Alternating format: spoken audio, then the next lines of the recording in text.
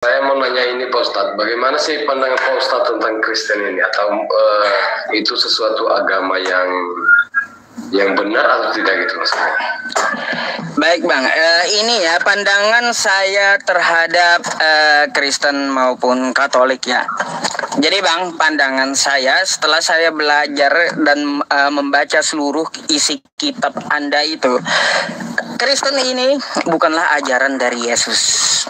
Itu pandangan saya. Bukan pengikut Yesus, bukan ajaran dari Yesus. Bahkan bisa saya bilang Kristen ini adalah pembangkang Yesus gitu. Mohon maaf banget gitu ya. Saya harus katakan kepada Anda secara jujur karena saya baca kitab Anda. Setelah saya baca bertahun-tahun, pandangan saya terhadap Kristen bukanlah pengikut Yesus, bukan juga ya ajaran dari Yesus, dan bukan juga Yesus membawa Kristen. Yesus tidak kenal Kristen, Yesus tidak pernah mengajarkan Kristen. Bahkan kalau kita bilang Kristen ini adalah pembangkang Yesus, kok bisa gitu? Kristen pembangkang Yesus. Pertama begini, ya, kalau kita lihat ajaran dari Yesus, ya, di Lukas 4 nomor 8, sembahlah Allah, kepada Dia saja engkau berbakti. Tiba-tiba Kristennya nyembah siapa coba? Nyembah Yesusnya kan? Ya. Nah, kata Yesus sembahlah Allah. Ya, tiba-tiba Kristen nyembah Yesusnya. Udah nggak nyambung. Lalu kata Yesus, ya, hai Bani Israel, Tuhan Allah kita, Tuhan itu Esa. Tuhan itu Esa, kata Yesus. Tiba-tiba kata Kristen bahwa Tuhan itu 3 dalam 1. Membangkang gitu terhadap ajaran Yesus. Yesus mengatakan selama langit dan bumi ini ada, 1 iota pun dari hukum Taurat tidak dapat ditiadakan. Ya, contoh, babi haram di Taurat. Di Imamat 11 nomor 7, babi haram. Tiba-tiba di Kristen kagak haram. Itu makanya bukan ajaran Yesus.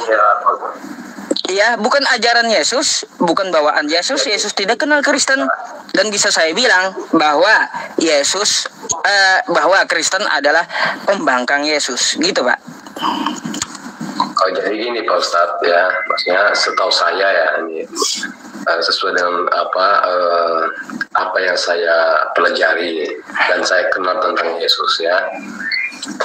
Jadi kami juga orang Kristen menyembah Yesus itu sesuai dengan ajarannya Pak Ustadz. Sesuai dengan ajarannya, berarti di mana? Ada ayatnya dong, berarti di kitab Anda, Bapak. Berarti ada ajaran Yesus dong di kitab Anda, bahwa Yesus mengajarkan menyembah dirinya. Bahwa Yesus menyembah dirinya. Ada nggak Yesus mengajarkan agar menyembah dirinya? Yesus itu berasal dari Allah. Lalu? Dari surga.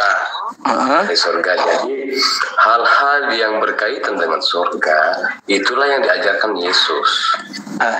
Bukan yang saya tanyakan tadi Pak, bukan berkaitan dengan surga, yang berkaitan dengan Yesusnya. Ya, ada kata Anda tadi Yesus ada mengajarkan untuk menyembah dirinya. Itu tercantum di mana di kitab Anda? Kan Yesus berkata, barang siapa yang menerima Yesus, apa Allah menerima saya. Ya, di mana itu? Coba Bapak baca lagi, misalnya sesuai dengan apa yang kami dalami juga Pak di Kristen, yang begitu dia Pak. Baik Pak, saya udah baca kitab Anda. Tidak ada satupun Yesus mengatakan atau mengajarkan untuk menyembah dirinya. Gak ada. Yesus itu dia mempunyai Tuhan dan menyembah Tuhannya. Loh, ya. Kayak gimana sih? Kan dia berasal dari Allah.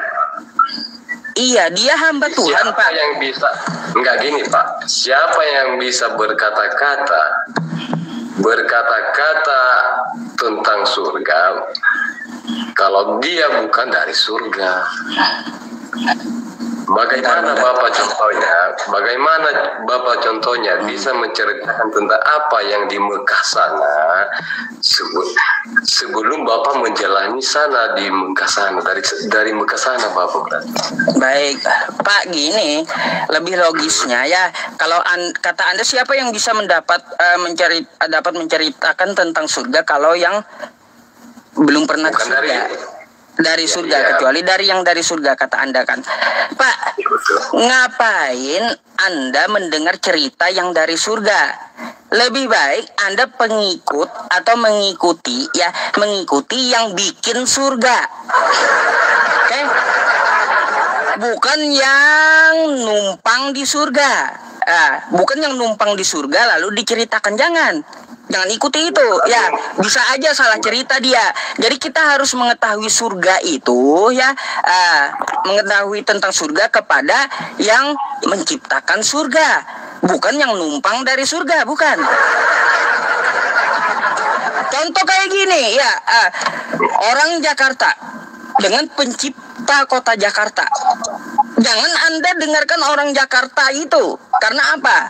Karena dia tidak tahu tempat letak secara detail gitu. Tapi Anda harus tanya pencipta kota Jakarta. Dia mengetahui selak-beluknya gitu. Gitu. Jadi kalau datang dari surga doang, numpang dari surga, ngapain diikuti? Ikutilah yang menciptakan surga, bukan yang dari surga, bukan. Gitu. Nah, gini Pak, ada satu ayat Bible di kitab Anda ya tentang Yesus. Ini apa nih, baca Pak? Coba. Yesus hamba Tuhan. Nah, hamba kan? Bentar Pak ya, biar saya ambil Alkitab dulu bentar ya. Ya, Matius 12 nih. Sabar dulu bentar Pak ya. Ngapain coba? Bukan pemilik surga. Dia cuma menceritakan surga, bukan pemilik surga. Anda nih ya, datang ke rumah saya. Saya pencipta rumah saya ini. Lalu Anda bertamu, ya, datang ke tempat saya. Melihat, oh, di rumah Yusuf ada jam, di rumah Yusuf ada lemari. Lalu Anda keluar rumah, Anda ceritakan kepada orang banyak. Di rumah Yusuf ada jam, di rumah Yusuf ada lemari. Jalan ke rumah Yusuf saya tahu gitu. Matius di mana tadi Pak? Matius 12:15.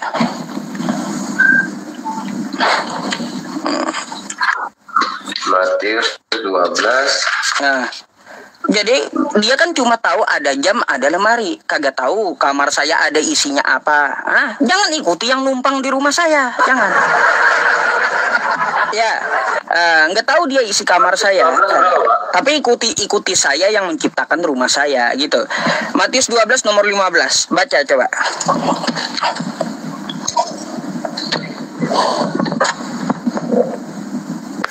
Enggak, tapi nggak ada perikopnya itu hamba Tuhan, gimana itu? Coba Anda lihat dulu. Anda pakai apa Pak? Kitab apa?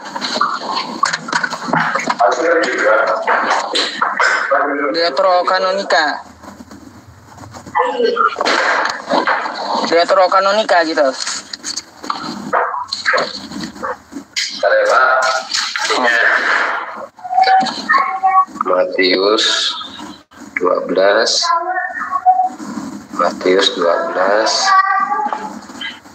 ayat 15 ya Pak ya.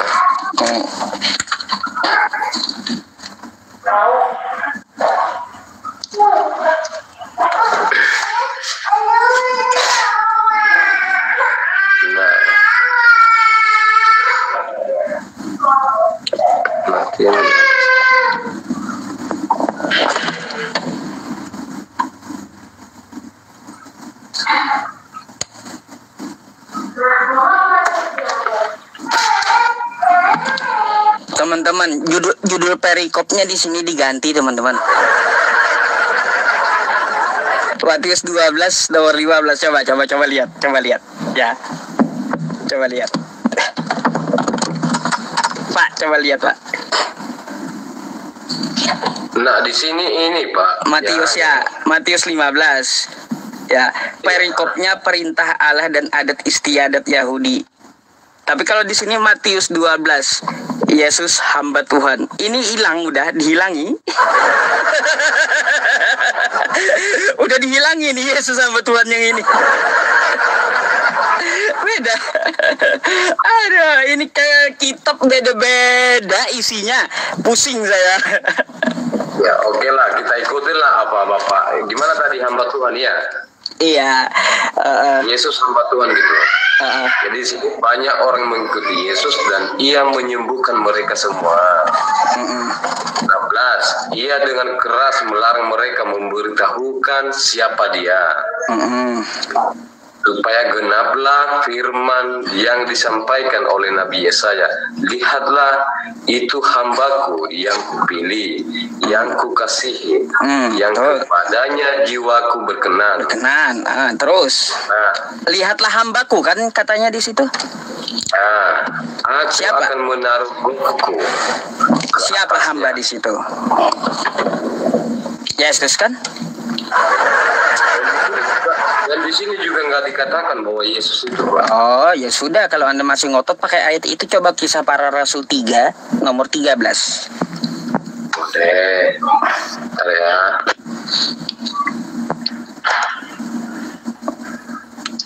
Kisah Para Rasul ayat 3. Kisah.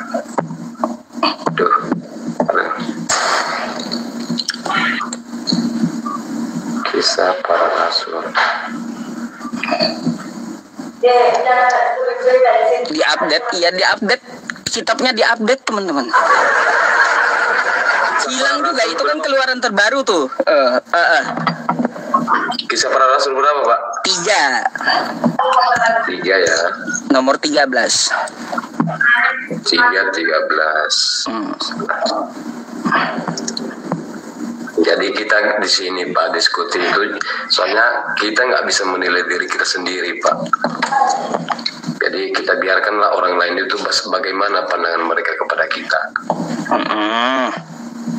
Jadi kalau masalah keyakinan itu berada ke masing-masing sendiri, pribadi masing-masing ya, Pak ya. Ini Pak, bisa saya bacakan. Silakan baca. Allah Abraham, Ishak dan Yakub. Allah nenek moyang kita telah memuliakan hambanya. Siapa hambanya? Ya, Yesus yang kamu serahkan dan tolak di depan Pilatus. Walaupun Pilatus berpendapat bahwa ia harus dilepaskan. Baik, siapa di situ hamba Allah, Bang? Yesus, Pak, di sini dikatakan. Yesus. Makanya Yesus itu bukan Tuhan, dia hamba Allah, kata kitab Anda.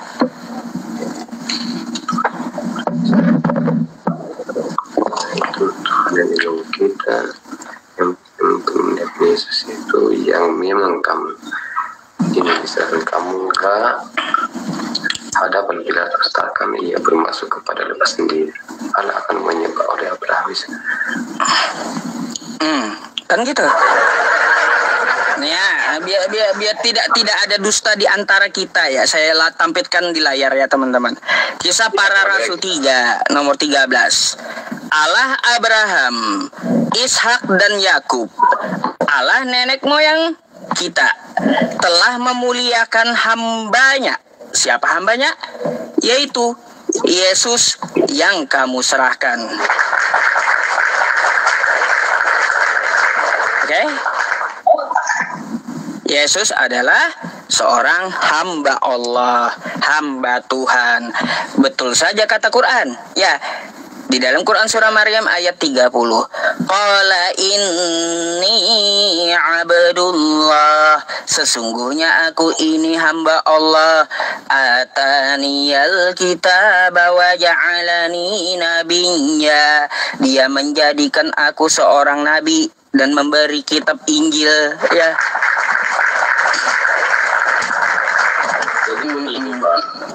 begini Pak Ustadz. Ya.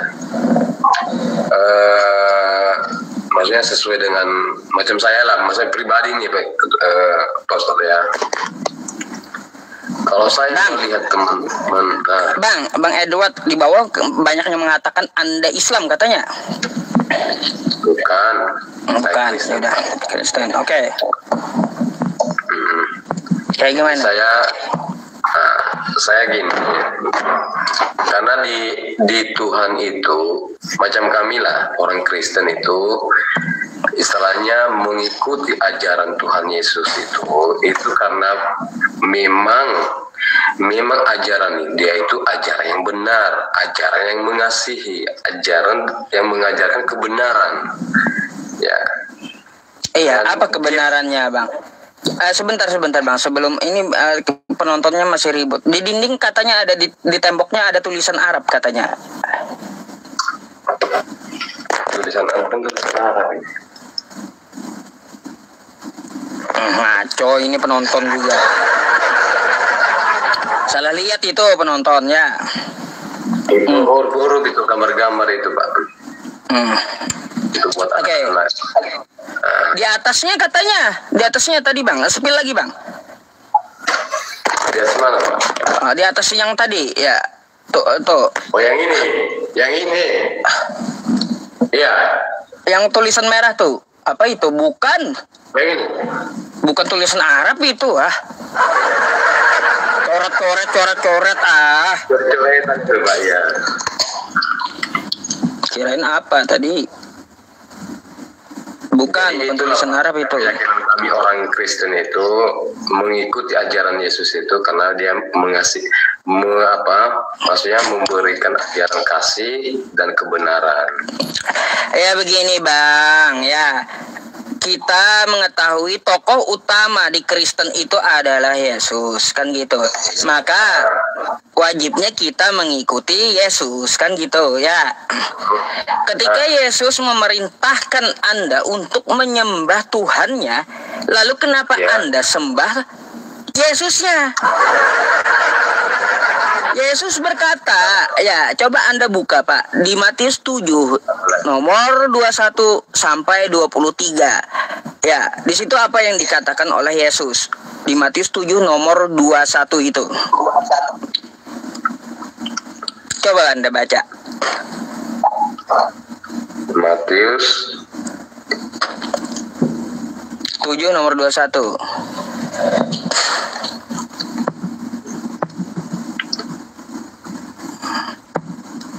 Sampai 23. Bukan setiap orang yang berseru-seru kepadaku Tuhan, Tuhan, kata Yesus, betul nggak? Ya. Akan masuk dalam kerajaan sorga, betul?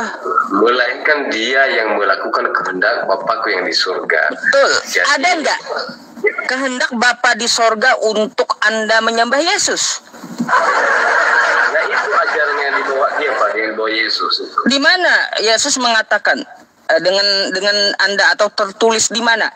Hai umat Kristen, kata Bapa di sorga, sembahlah aku, Tuhankan aku. Mana kayak gitu? Bukan Tuhan, istilahnya dia itu, Yesus itu menginjil dan memerintahkan penginjilannya itu Pak. Satu, kasihilah musuhmu katanya lagi. Bukan cuma kasih saja ajaran Yesus itu. Yesus juga ada lagi kebenaran lainnya Pak. Kalau kita mau gali semuanya banyak sebenarnya Pak.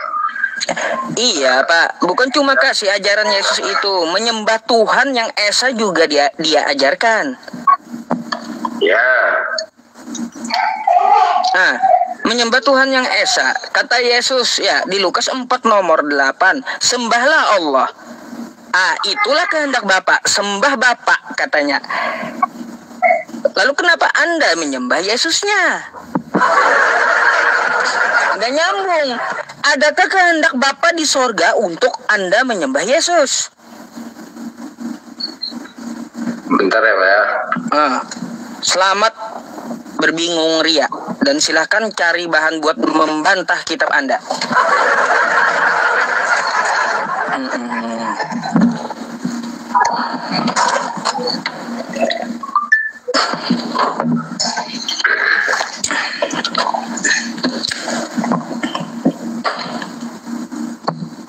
saya berikan satu apa Pak, ini istilahnya, inilah perkataan Yesus kepada salah satu dari muridnya pada saat itu. Ya, dan ini menunjukkan bahwa Yesus itu siapa sebenarnya. Iya, kita nggak perlu tahu dari orang, kita perlu tahu dari Yesusnya. Itu Yesus berkata, bukan setiap orang yang berseru kepadaku, kata Yesus. Iya, kata Yesus, bukan setiap orang yang berseru kepadaku Tuhan, Tuhan akan masuk ke dalam kerajaan sorga, melainkan dia yang melakukan kehendak Bapa-Ku yang di sorga. Ada nggak kehendak Bapa yang di sorga agar Anda menyembah dan menuhankan Yesus? Bukan menuhankan, enggak. Yesus itu kami berikan dia Tuhan, kami jadikan dia Tuhan, maksudnya kami panggil dia sebagai Tuhan itu, ya, karena memang dia dari Allah itu, dan dia Allah itu sendiri. Bang, kalau seperti itu Anda mengatakannya tentang diri Yesus, pasti yang lebih mengetahui itu adalah Yesusnya sendiri. Contoh nih, ya, tentang diri saya, pasti saya sendiri yang mengetahui tentang diri saya, bukan Anda. Oke? Sepakat? Ya. Nah, tentang Yesus, pasti Yesus lebih tahu tentang dirinya, bukan orang lain. Kalau Anda katakan Yesus itu dari Allah, mana pengakuan Yesus? Aku dari Allah. Aku adalah Allah. Mana Yesus mengaku aku adalah Allah? Bentar Pak ya.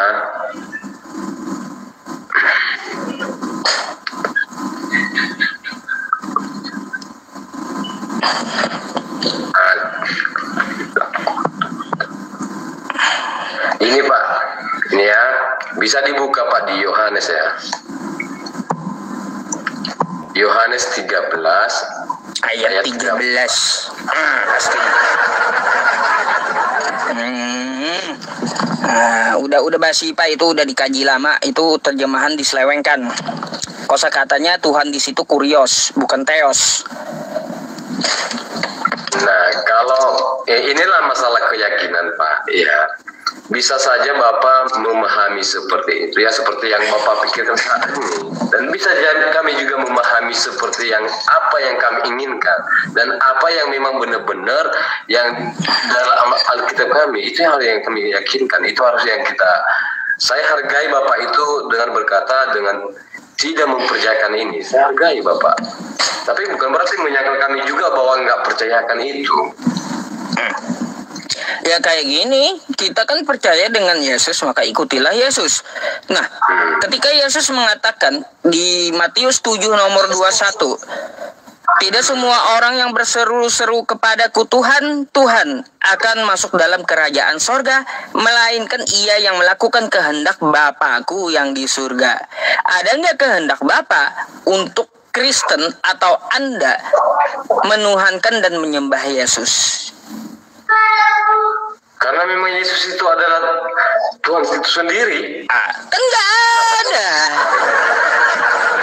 Nah, itu yang saya bilang tadi. Anda ngotot gini. 13. Anda malah ngotot. Kan Yesus itu Tuhan itu sendiri. Yesus aja mengaku dirinya hamba di Kisah Para Rasul 3 nomor 13 tadi.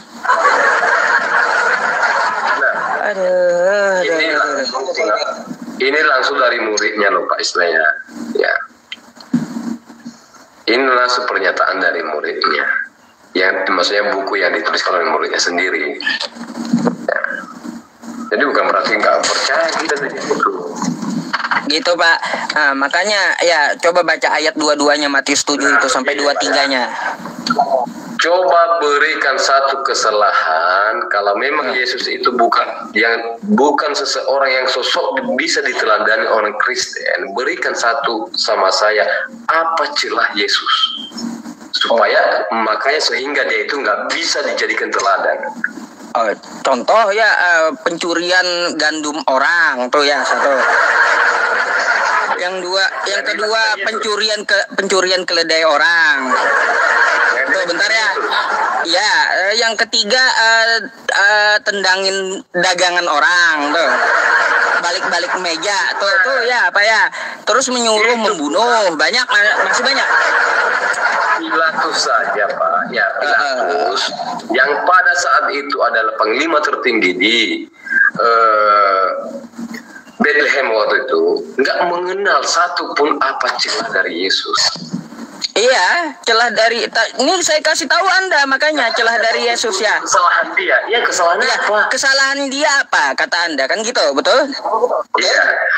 Ya udah saya jelaskan nih ya. Satu, dia membiarkan muridnya di hari Sabat mengambil gandum dari sawah orang. Itu satu. Ya. Kedua, bentar dulu Bapak. Ya, saya sampaikan dulu kepada Anda semuanya. Ya. Yang kedua, dia nyuruh embat keledai orang yang tertambat ya di kampung orang. Keledai orang dengan anaknya disuruh Yesus lepaskan keledainya bawa kepada dia. Tuh dua, ya. Di mana ditulis? Matius 21, nomor pertama. Coba kita bedah Pak ya. Matius 21, oke.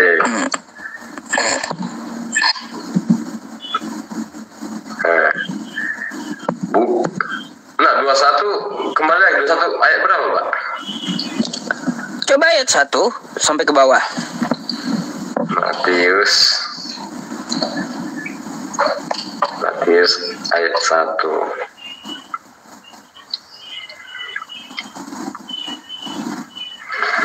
Nah, Yesus menampakkan dirinya kepada murid-muridnya. Matius 21 pasal 21 ayat 1.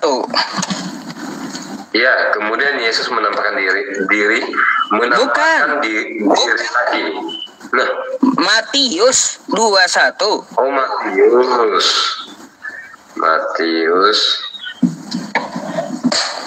21 ayat 1 sampai seterusnya. Oke. Matius. Ketika Yesus dan murid-muridnya telah dekat di Yerusalem dan tiba-tiba di Betfage yang dekat di Yerusalem dan yang terletak di Bukit Zaitun, Yesus menyuruh dua orang muridnya dengan pesan, "Pergilah ke kampung yang di depan itu, dan di situ kamu akan segera menemukan seekor kedelai betina tertambat dan anaknya ada dekatnya. Lepaskanlah kedelai itu dan bawalah keduanya kepadaku, dan jikalau ada orang menegur kamu, katakanlah, Tuhan memerlukannya, ia akan segera mengembalikannya." Nah, masalahnya di situ. Nah, kenapa Yesus menyuruh muridnya nyolong keledai orang di situ? Ya, kan dia udah berkata, Yesus memerlukannya. Iya, Yesus memerlukannya, masa keledai orang yang diperlukan? Nah, dari manalah Yesus tahu begitu jauhnya jaraknya, Pak? Kalau dia Tuhan berkuasa, apa dia panggil aja itu keledai atau ciptakan langsung keledai? Ngapain ngambil keledai orang, coba?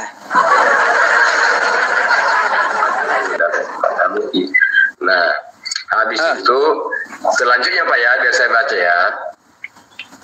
Selanjutnya ya. Ya, baca lagi. Nggak usah potong-potong dia, Pak. Soalnya firman Tuhan ini nggak boleh potong dia. Nah, hal itu terjadi supaya genaplah firman yang disampaikan oleh Nabi. Katakanlah kepada Putri Sion, lihat, rajamu datang kepadamu. Ia lemah lembut dan mengendarai seekor kedelai. Seekor kedelai bebannya. Keledai, bukan kedelai. Keledai, bukan kedelai. Iya, keledai. Iya, keledai, bukan kedelai. Ntar susu kedelai pula. Maka pergilah murid-muridnya itu dan berbuat seperti apa yang ditugaskan Yesus kepada mereka. Mereka membawa keledai betina itu bersama anaknya, lalu lasinya dengan pakaian mereka dan Yesus pun naik di atasnya. Orang banyak yang sangat besar jumlahnya menghamparkan pakaian di jalan. Ada pula yang memotong ranting-ranting dari pohon dan menyebarkannya di jalan. Dan orang banyak yang berjalan di depan Yesus dan yang mengikutinya dari belakang berseru, katanya, Hosana bagi anak Daud, diberkatilah dia yang datang dalam nama Tuhan. Hosana di tempat yang maha tinggi. Dan ketika ia masuk ke Yerusalem, gemparlah seluruh kota itu, dan orang berkata, siapakah orang ini? Dan orang banyak itu menyahut, inilah Nabi Yesus dari Nazaret di Galilea. Baik, jadi itu satu perikopannya ya Pak ya, satu perikop ya. Boleh. Udah habis. Sekarang saya mau tanya, mana dikembalikannya? Mana? Kapan Yesus mengembalikannya? Kemana? Ya pasti siap dia turun dari kedelai itu Pak, turun lalu dikembalikan apa ya? Itu mana? Itu di mana? Tulisannya di mana itu? Nggak dibuat lagi lah di sini Pak, lagi. Kok nggak dimuat lagi? Kok gini ya, berita acara pengambilannya ada, pengembaliannya kok nggak ada, ini dibawa langsung. Mana dia pengembaliannya kapan itu? Dikembalikan kapan? Nggak ada keterangannya dikembalikan kapan itu Pak. Jadi begini Pak, maksud aku ya, maksudnya kami juga memahami Bang Bapak. Ini seakan-akan, ini kan udah jelas dia. Setiap perikop itu ada makna dan tujuannya Pak. Ada cerita yang dikisahkan sih, tapi detailnya itu ya, jangan nanti 1000 kata-kata di sini, cuma satu kata yang terlewatkan Bapak bilang salah. Gini Pak, itu kan kitab Anda beriman jangan mengada-ngadakan sendiri. Kalau tidak tertulis jangan Anda ada-adakan. Gimana sih? Iya, kalau di situ Yesus tidak ada ya mengembalikan lagi keledainya, yaitu dinamakan apa itu? Gak ngembaliin barang orang. Bukan berarti dia mencuri dong. Nah, kan gitu. Patut gak, meskipun bukan dibilang mencuri, tapi patut gak masa diteladani gitu ya, mengambil keledai orang tanpa izin. Hal yang kurang baik juga kan?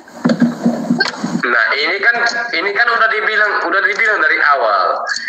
Dan jikalau ada orang yang menegurmu, iya itu kalau keciduk kata Yesus, ia akan segera mengembalikan. Iya, kalau ada orang yang lihat, ada yang negor kamu, kalau kamu keciduk warga, bilang aja kata Yesus, Tuhan memerlukannya.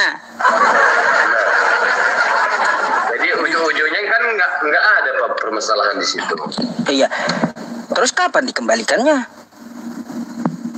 Ya, setelah dia selesai memakainya pasti pulang lah.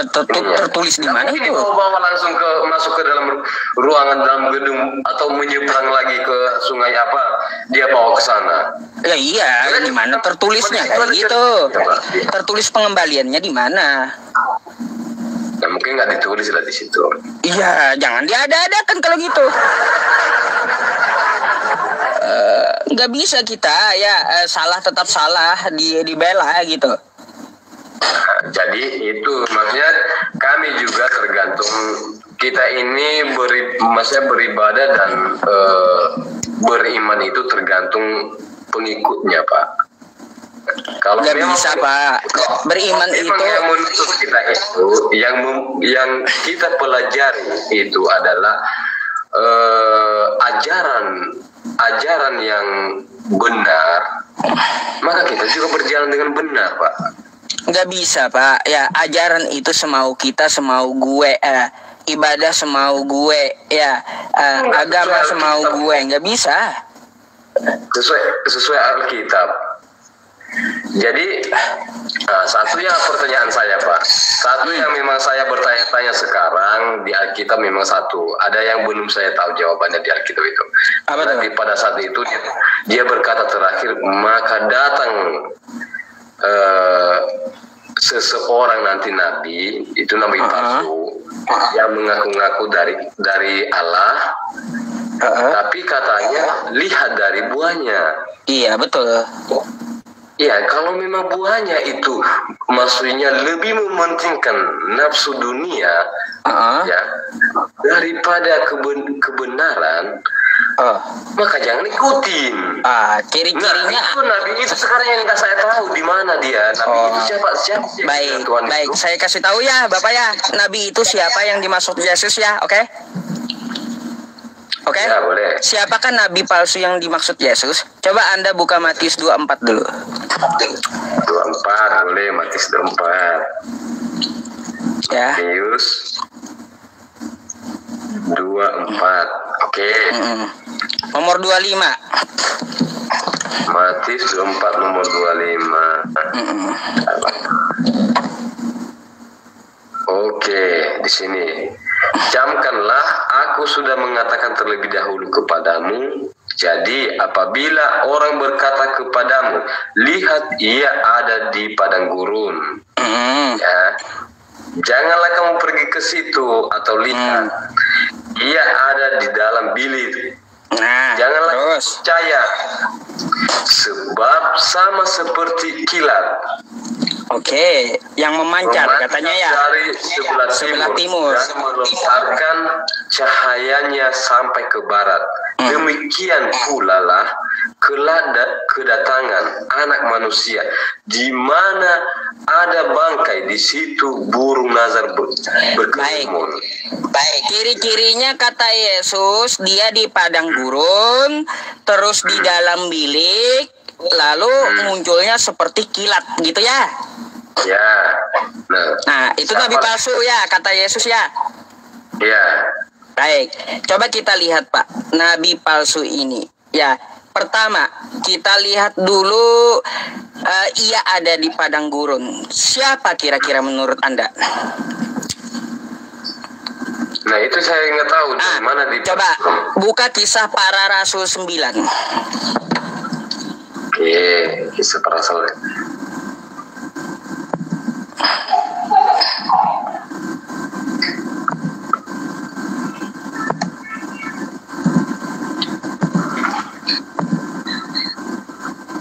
Udah.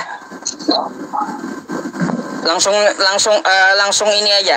Langsung di ayat 3-nya aja. Di ayat 3. Dalam perjalanan ke Damsyik, ketika ia sudah dekat kota itu, tiba-tiba cahaya memancar dari langit mengelilingi dia. Bentuknya cahaya ya, terus. Ia rebah ke tanah dan kedengarlah olehnya suatu suara yang berkata kepadanya, Saulus, Saulus, mengapa engkau menganiaya aku? Pak, di situ Paulus ke padang gurun, tepatnya di Damsyik, ya, dan berkata dia menemui Yesus berbentuk kilat, berbentuk cahaya. Kata Yesus apa? Camkan, hati-hati dengan nabi palsu yang ciri-cirinya begitu, ya. Makanya Yesus sudah mengecam duluan. Camkan, kata Yesus, ya. Ia di padang gurun.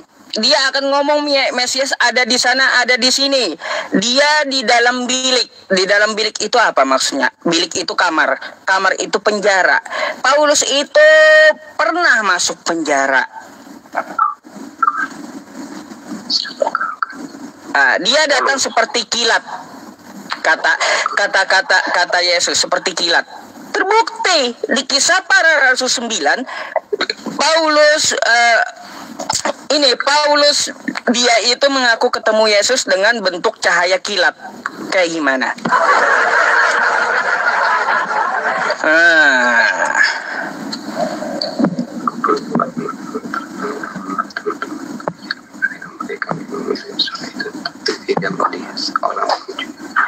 Juga pun Saulus dan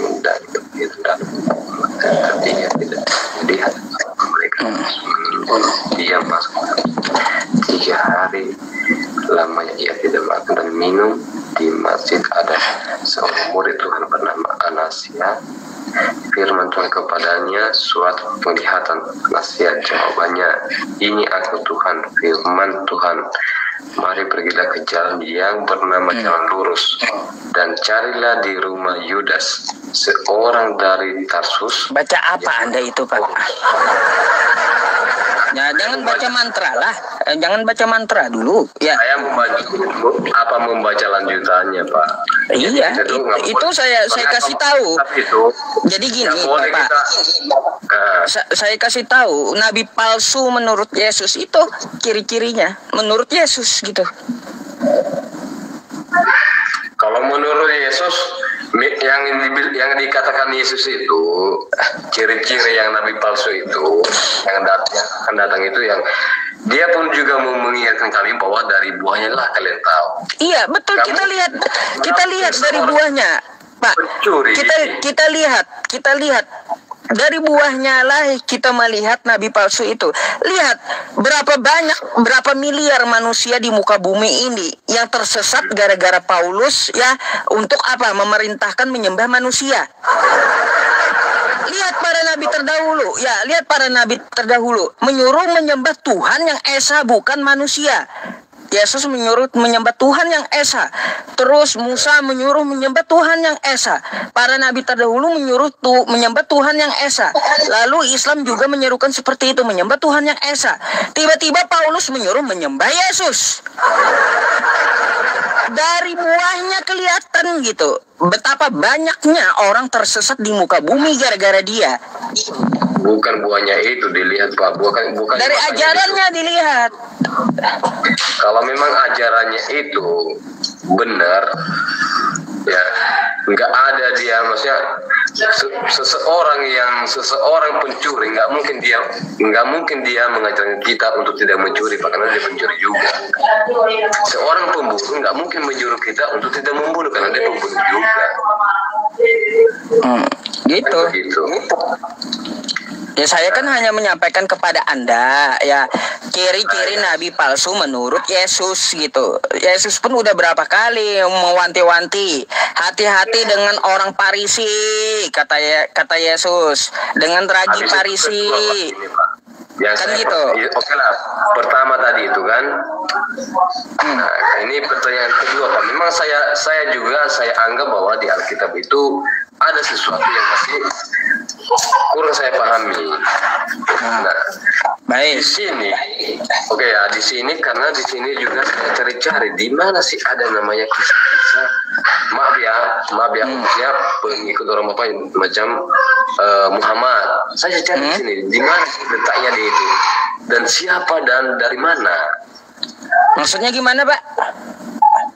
Maksudnya saya cari-cari di Alkitab itu, apakah ada seorang Nabi Muhammad gitu kan? Oh, nggak perlu, Pak. Karena apa? Karena saya penasaran juga siapa sebenarnya yang mereka ini, yang mereka teladan itu gitu, maksud kan? Oh iya, baik. Baik.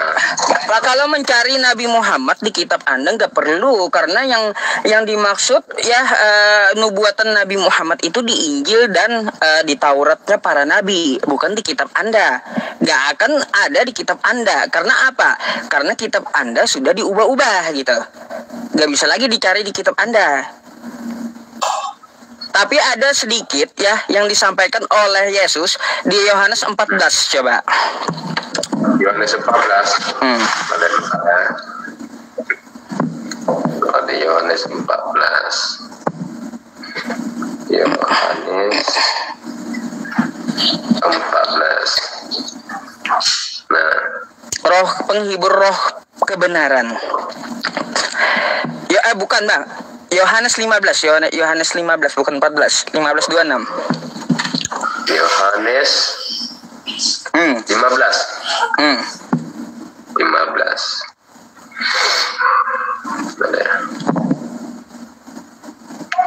Dari ayat 1 atau dari mana? 26 aja langsung. Langsung 26. Baca dulu.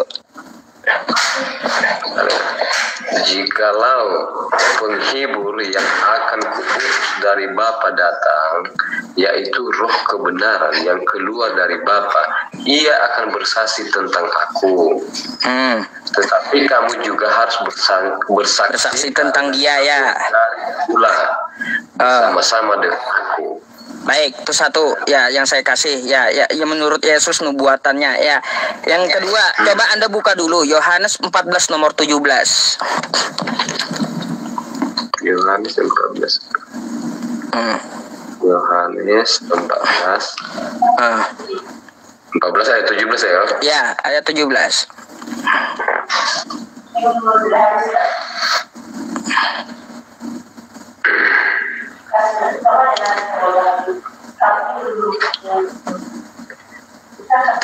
Yaitu roh kebenaran. Dunia tidak dapat menerima dia, sebab dunia tidak melihat dia dan tidak mengenal dia. Tetapi kamu mengenal dia, sebab dia menyertai kamu dan akan diam di dalam kamu. Oke, itu ciri-cirinya ya. Satu ayat lagi. Yohanes 16 nomor 13. Yohanes 16 nomor 13.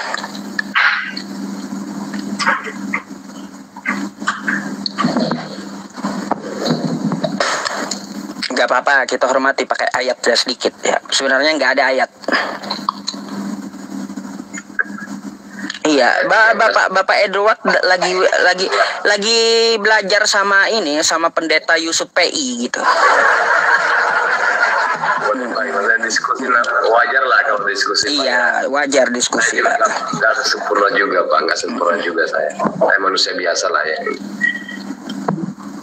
Ini Pak, tetapi apabila ia datang, yaitu roh kebenaran, ia akan memimpin kamu ke dalam seluruh kebenaran, sebab ia tidak akan berkata-kata dari dirinya sendiri, tetapi segala sesuatu yang didengarnya itulah yang akan dikatakannya, dan ia akan memberikan kepadamu hal-hal yang akan datang. Baik, stop sampai situ.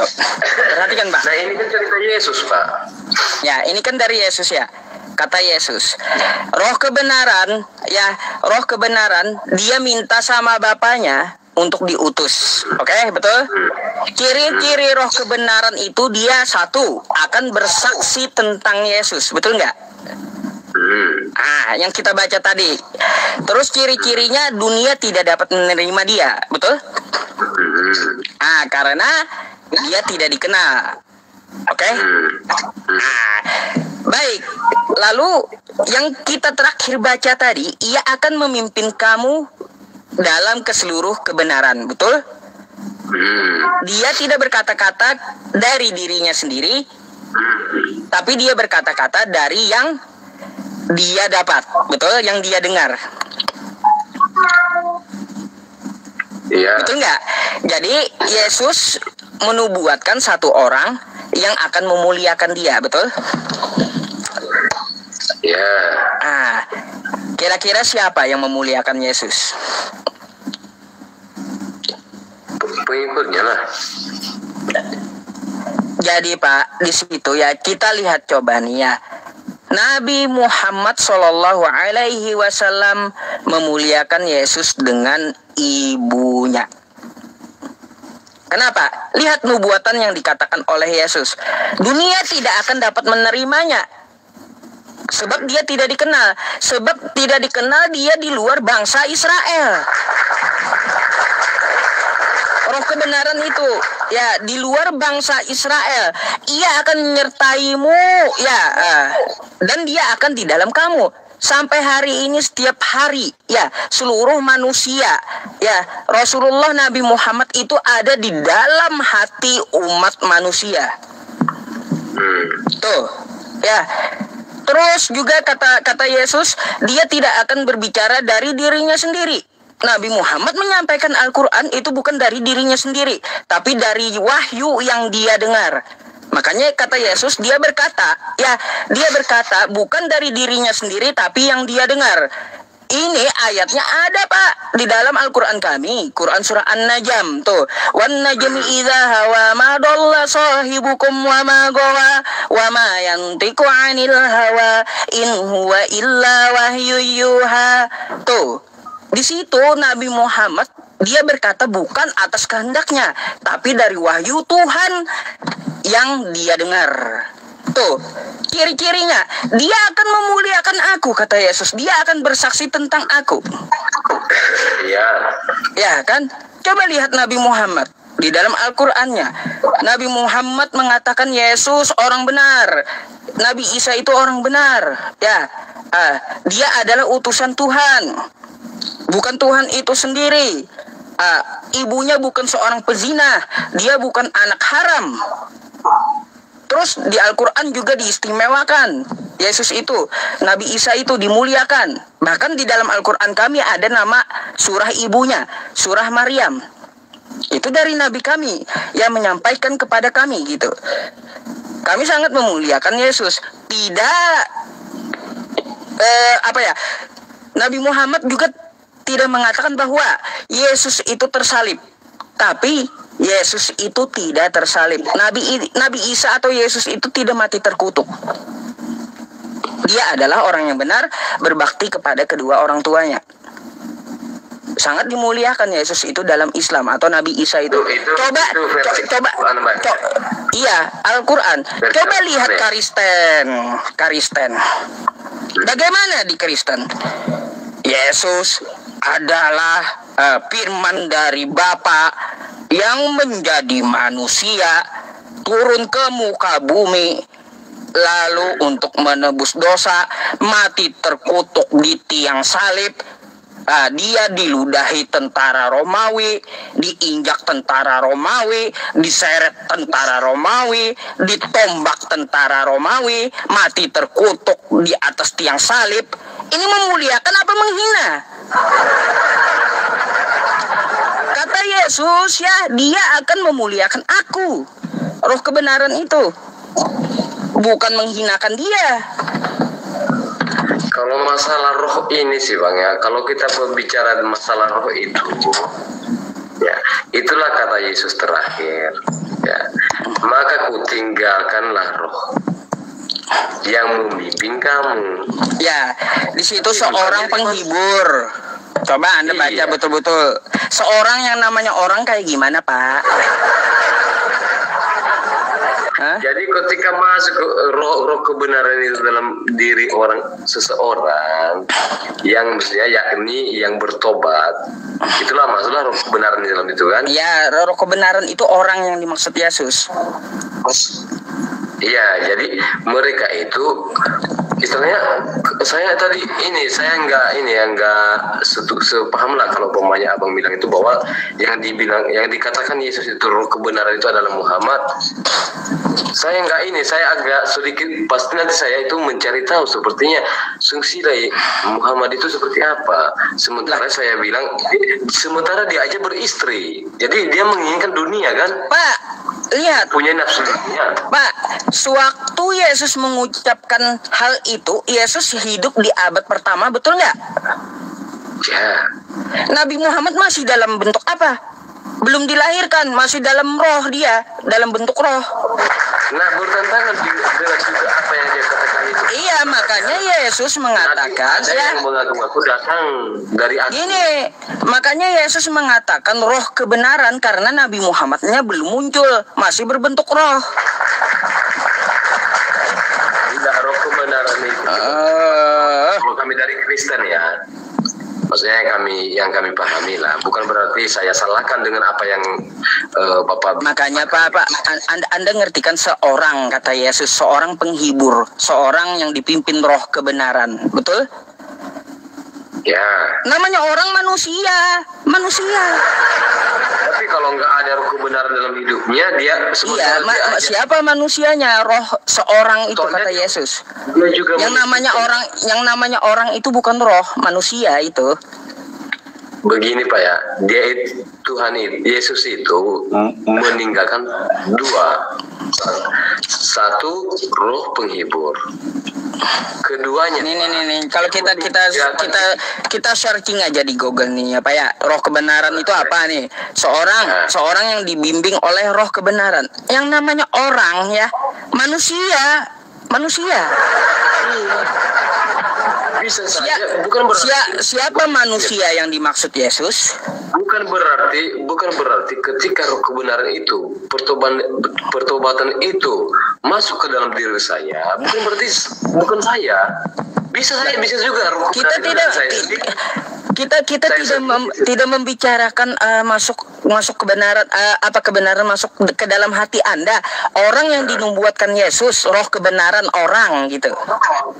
Iya, orang itu yang maksudnya yang menerima roh roh penghibur itu, yang roh kudus itu. Iya.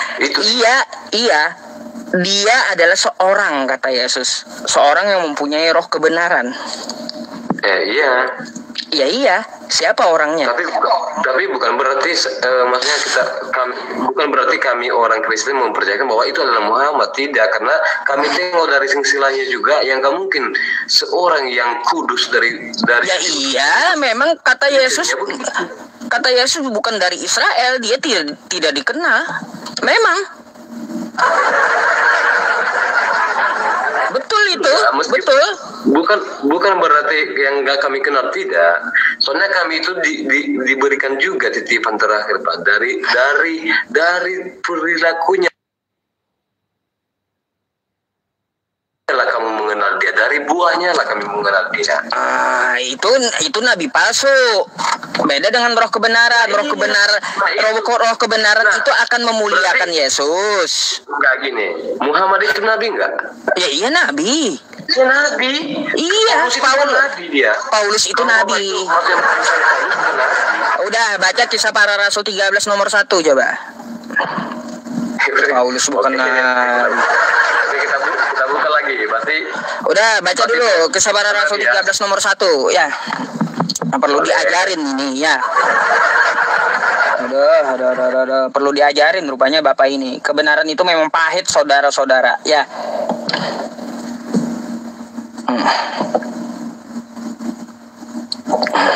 Tidak, Pak. Kita itu mencari kebenaran juga, Pak. Iya, Kisah Para Rasul 13 nomor 1 coba. Oke, pada waktu itu di dalam jemaat di Antioquia ada beberapa nabi. Nah, nabi ya. Nabi dan pengajar, siapa aja orangnya? Yaitu Barnabas dan Simeon yang disebut Niger. Barnabas dan Simeon. 1, 2. Orang Kirene. 3, Lukius. Ya. Terus? Dan Menahem 4. Nabi dan pengajar itu bersama dengan raja wilayah Herodes dan terus? Paulus itu juga nabi. Gimana sih? Dia yang ngaku sendiri. Ya, makanya hati-hati dengan nabi palsu, kata Yesus.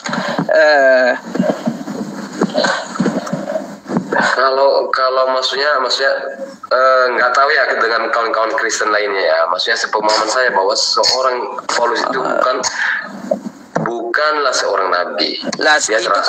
Itu kan sudah tertulis tuh di Kisah Para Rasul 13, tulisan Paulus langsung. Silakanlah Anda bantah kitab Anda sendiri, kan gitu ya. Bukan masalah dengan teman-teman Kristen lainnya. Silakan Anda kalau mau membantah kitab Anda sendiri, silakan gitu. Berkuasa berkatalah Roh Kudus, khususkanlah Barnabas dan Saulus bagiku untuk tugas. Nah, Paulus itu seorang nabi. Ya, ini ada penjelasannya. Jadi kurasa kalau kita maksudnya kita mentelaah ini satu persatu ayatnya, pasti beda artinya. Ya. Soalnya kita nggak bisa baca satu persatu firman Tuhan, itu harus dari perikopnya langsung ke ini, Pak. Jadi jelas dari ceritanya. Ya itu kan ayat pertama udah ketahuan. Ya. Nah, Kisah Para Rasul 13 itu siapa aja nabi dan pengajar di situ, Paulus termasuk. Oke? Dia kan namanya di sini masih Saulus, Pak. Ya iya, memang Saulus nama awalnya.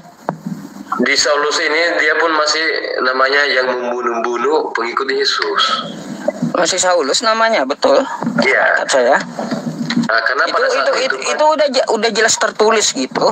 Kalau Anda mau bantah, silakan bantah sendiri gitu. Iya, yang kami tahu bahwa seorang Saulus itu namanya Saulus sejak dia masih istilah belum ada pertobatannya, Pak. Nah, ya itu. Masih pembunuh pengikut Yesus dia di sini. Jadi ketika sesuatu mujizat itu datang kepadanya, maka dia baru namanya dikatakan Saulus. Paulus gitu dia yang tulis, Pak. Nggak perlu kita menyelewengkan kan kayak gitu. Dia ngaku rasul, dia ngaku nabi gitu ya, tinggal Anda aja lagi bagaimana mencermatinya. Saya hanya menyampaikan saja ya, kalau Anda mau menentang ya itu kitab Anda gitu. Mau kayak gimana? Makanya kan saya bilang ya, kitab Anda di dalam otak saya, tahu saya. Bisa. Memang abang juga memang butuh juga itu, Pak. Saya juga butuh juga mengenal seperti apa ajaran orang Bapak, butuh juga, karena bukan istilahnya di ajaran saya, tapi masalah keyakinan itu kembali ke diri masing-masing, Pak. Ya itu hak Anda lah ya, Pak ya. Saya hanya berdiskusi saja, kan tidak memaksa Anda kan gitu. Silakan Anda berpikir kan gitu ya. Ya, cuman kan maksudnya yang menjadi permasalahan tadi tentang pengikut ya. Tapi nggak salah dong kalau umpamanya saya itu memang mengikuti Yesus itu karena memang dia benar, dan memang dia juga ketika dia datang ke dunia ini semua perjalanannya memang tidak ada bercacat, tidak bercela, makanya saya ikuti ajarannya. Pak, gini, Yesus itu hanya untuk Bani Israel. Dia mengajarkan hanya untuk Bani Israel, bukan ke Bani Asia seperti Anda. Yesus melarang ajarannya keluar dari bangsa Yahudi. Di Matius 10 nomor 5-6. Dia melarang ajaran dia diajarkan di luar Yahudi. Dan dia juga berkata, Pak, jadikanlah bangsa-bangsa muridku. Ya betul, jadikanlah semua bangsa muridku. Bukan berarti dia mengatakan jadikanlah semua bangsa penyembahku. Nggak ada. Tapi ketika menjadi pengikut Yesus, berarti pengikut kebenaran. Iya, kalau nama mengikuti itu, Pak, bukan menyembah.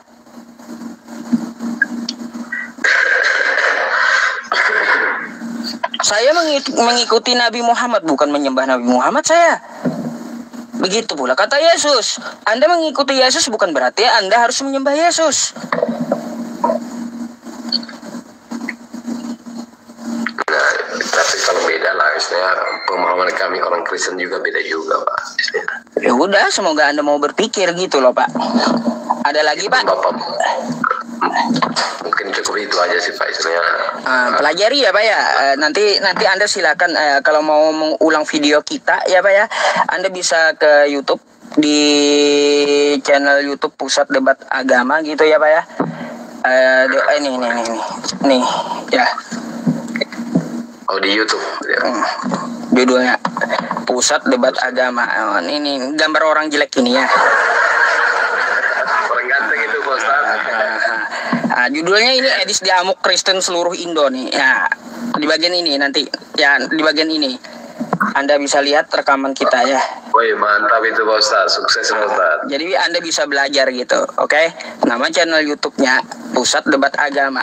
Ini nanti sebentar lagi ganti nama channel YouTube-nya, karena saya bangun yayasan, saya namakan nama yayasan aja nanti ini, oke? Oh, gitu. Kunjungi ke sini ya, Pusat Debat Agama. Nih gambar orang jelek ya. Oke, Pak Ustaz. Terima kasih, Pak Ustaz. Oke, sama-sama ya, Pak ya. Salam waras dan semoga Anda mendapat hidayah. Salam, Pak. Oke. Selamat malam.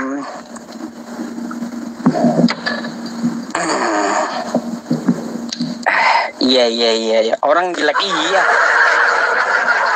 Mau kayak gimana? Saya mau bilang saya ganteng, muka saya aja nggak rata. Aduh, gimana saya mau bilang saya ganteng, muka aja nggak rata. macam mana. Oke teman-teman semuanya, iklan 2 menit. Ya, udah jam 10:30 rupanya. Hei, 10:30. Orang Banjar, iya betul, saya orang Banjar. Ya, orang Banjar, Cempaka. Tuh, viral seluruh Indonesia katanya. Terserah, ya. Gitu ya. Oke, teman-teman semuanya, saya mau umumkan ya, kemarin penggalangan dana untuk donasi bulan September untuk mushaf Al-Quran itu ada masuk ya teman-teman, semalam bukan yang hari ini. Semalam masuk 900.000 rupiah. Jika teman-teman ingin ikut berdonasi, ingin ikut membelikan Al-Quran untuk adik-adik kita di seluruh Indonesia, para penghafal Al-Quran dan para pembelajar Al-Quran, nanti akan kita salurkan ke ponpes-ponpes di seluruh Indonesia. Anda dapat berpartisipasi dan beramal jariah ya di rekening BCA yang saya sematkan berikut ini ya. Nanti yang September itu ada 2 penyaluran ya teman-teman semuanya. Perlu mushaf saya sekitar 400-an teman-teman. 400 mushaf, belum lagi permintaan yang menunggu gitu. Jadi nanti nomor konfirmasinya bisa Anda ini ya, Anda WhatsApp saya. Itu banknya Bank BCA ya teman-teman, 7895585 475 gitu ya. Terima kasih. 7895585 475 atau BCA. Besok saya mau tanya ini dah, mau tanya Bang Imam Syafi'i, advokat saya gitu. Udah jadi belum? Sudah disetujui pemerintah belum gitu yang diajukan? Nanti kalau udah ya teman-teman, udah jadi ya, kita pakai rekening yayasan, kita tampung di situ semuanya. Nih ya, bagi yang meminta bantuan ya, jangan Anda mintanya kepada saya itu, Ustadz, saya nih kurang dana buat masjid saya, semennya kurang, bukan. Ya, enggak nyambung ya. Kalau Anda minta mushaf Quran, saya tidak akan mengirimkan dalam bentuk duit, enggak. Ya, saya mengirimkan dalam bentuk mushaf Al-Quran. Nah, nanti tugasnya saya survei ya. Survei itu bisa video call ya. Terus alamat sekolahnya jelas gitu, yang menerima jelas. Ya kayak gitu. Terus ada tugasnya nanti untuk pertanggungjawaban publik ya, membuat 1 video ucapan terima kasih untuk para donaturnya. Ya, gitu, kita transparan gitu. Jangan nanti Ustadz, saya ini kurang buat beli anak sekolah, baju sekolah. Bukan urusan saya itu ya. Saya bisa bantu pakai uang pribadi, tapi bukan uang umat gitu ya. Bank BCA itu, banknya Bank BCA. Uang umat, uang saya, bedakan gitu. Saya nggak merasa ya saya memiliki uang yang ditransfer ke situ, nggak. Itu uang orang, bukan uang saya. Oke, lanjut ya. Kita naikkan lagi kawan-kawan yang Kristen. Coba nih.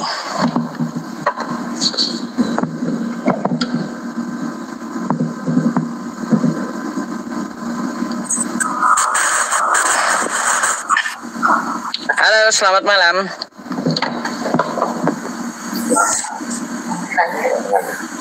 Selamat malam. Waalaikumsalam Ustaz, saya Muslim Ustaz. Oh, Muslim. Udah. Abang, Iya. bawa dulu ya Bang ya. Maaf, Kita diskusinya lintas iman. Oke. Oke, saya gantian dulu ya. Siap. Assalamualaikum. Ya. Robi Darmawan yang di YouTube. Robi Darmawan, saatnya kita tidur di luar Pak Ustadz. Ya udah, kau kesini ke Cempaka, temani saya tidur di luar nanti ya. Kacau juga ini.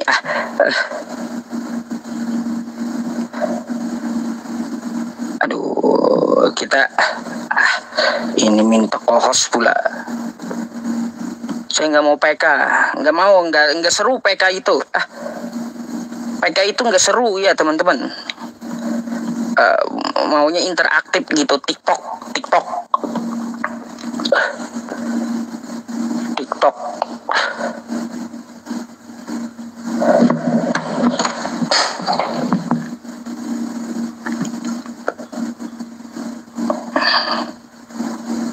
Ntar Kingdom.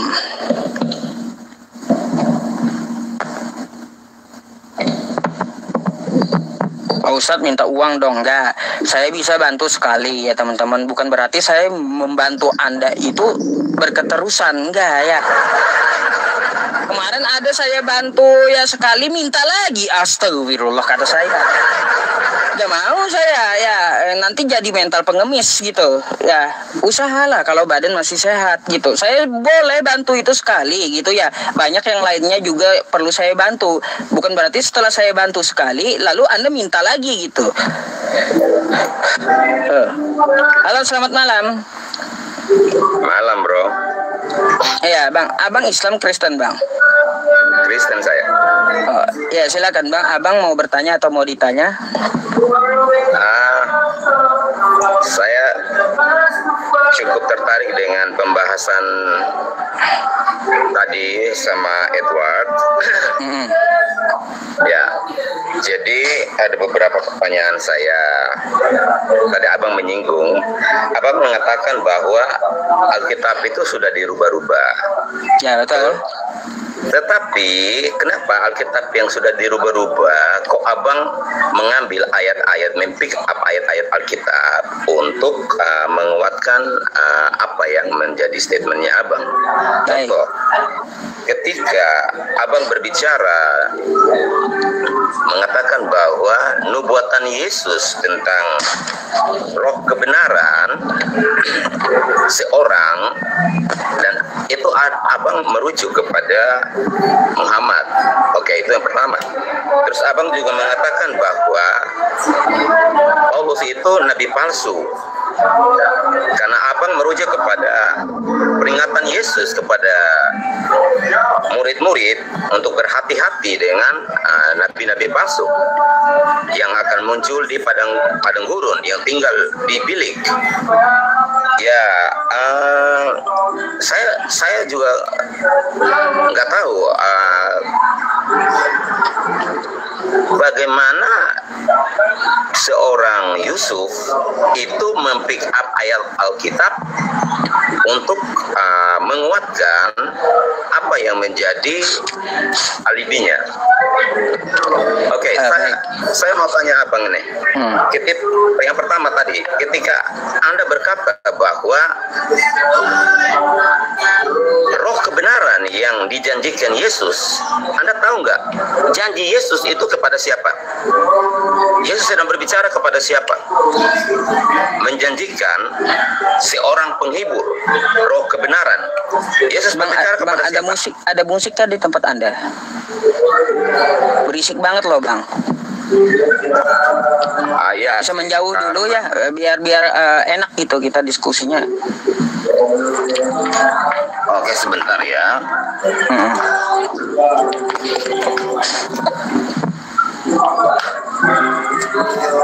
Semoga ini bisa reduce noise ya. Ya. Boleh saya tanggapi ya? Oke. Baik, dengarkan.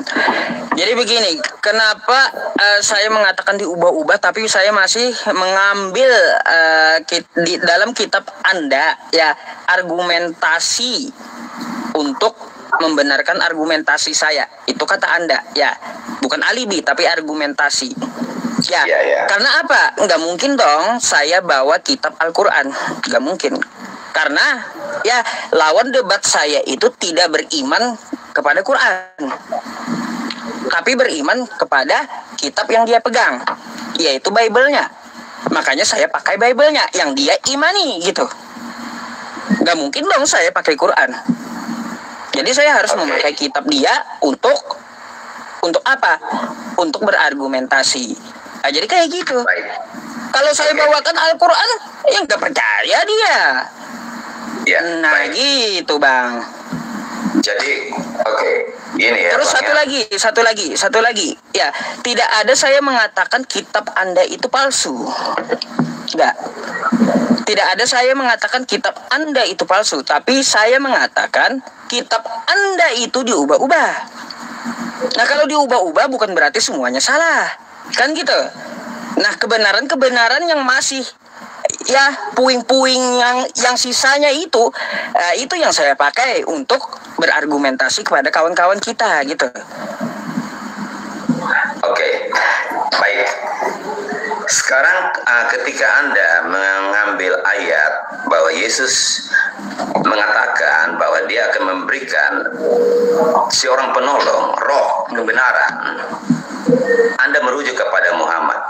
Sementara janji itu Yesus berikan kepada murid-muridnya bahwa mereka akan segera menerima, yaitu seorang penolong yang dijanjikan Yesus itu. Pertanyaan saya, apakah Muhammad yang Anda maksudkan, roh kebenaran, yaitu seorang itu hadir pada masa para rasul, para murid-murid Yesus? Oh, baik. Ya, Pak, di situ tidak ada Yesus mengatakan bahwa roh kebenaran itu datang dalam tahun itu. Nggak ada. Tapi Yesus mengatakan kalau aku tidak pergi, maka roh itu tidak akan datang. Artinya apa? Setelah Yesus itu diangkat, setelah berlalu masa-masa dari dia, maka datanglah roh itu, roh kebenaran itu. Baik, roh kebenaran ya. Iya. Roh kebenaran. Iya, roh kebenaran, seorang roh kebenaran. Ya. Kenapa sih Yesus menyebut roh di situ? Bukan manusia, ya. Karena apa? Nabi Muhammad masih dalam bentuk roh. Belum dilahirkan. Muhammad masih dalam bentuk roh. Di zaman Yesus itu. Kira-kira rohnya Muhammad itu ada sejak kapan? Lah, kalau masalah roh itu ciptaan Tuhan, Pak. Ada sejak kapan? Kan saya sendiri nggak bisa menerka ada sejak kapan.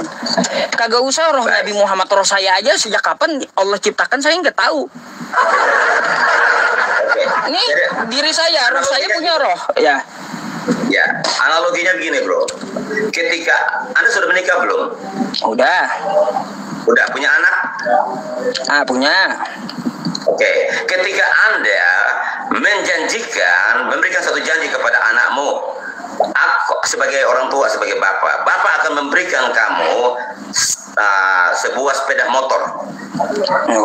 Ketika Anda memberikan janji itu kepada anakmu, apakah janjimu itu kapan kau akan berikan kepada anakmu janjimu itu?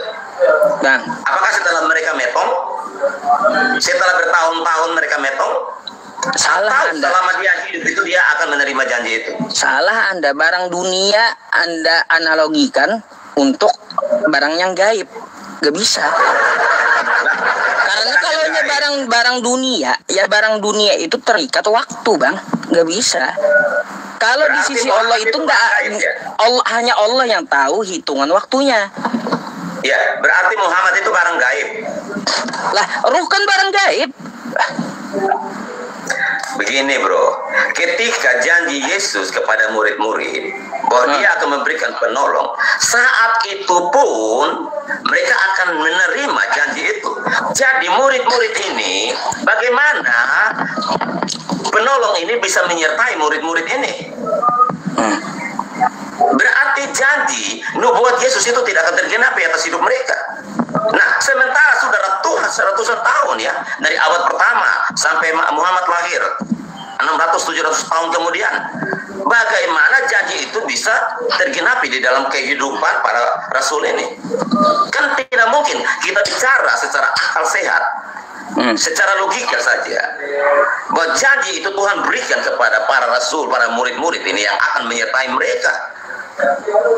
Lalu Anda berkata membawa dalil bahwa itu Muhammad. Nah, sementara Muhammad itu datangnya 6 atau 700 tahun kemudian.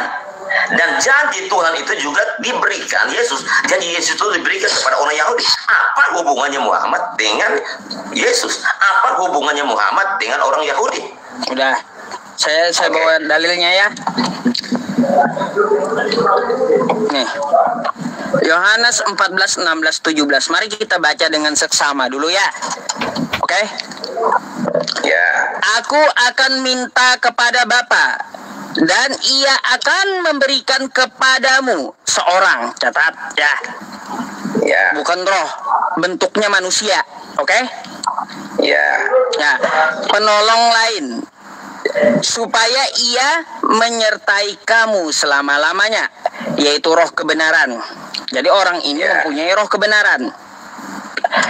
Dunia tidak dapat menerima dia. Betul, kata Yesus ini. Contohnya kalian menolak Nabi Muhammad. Dunia ditolak Kristen gitu.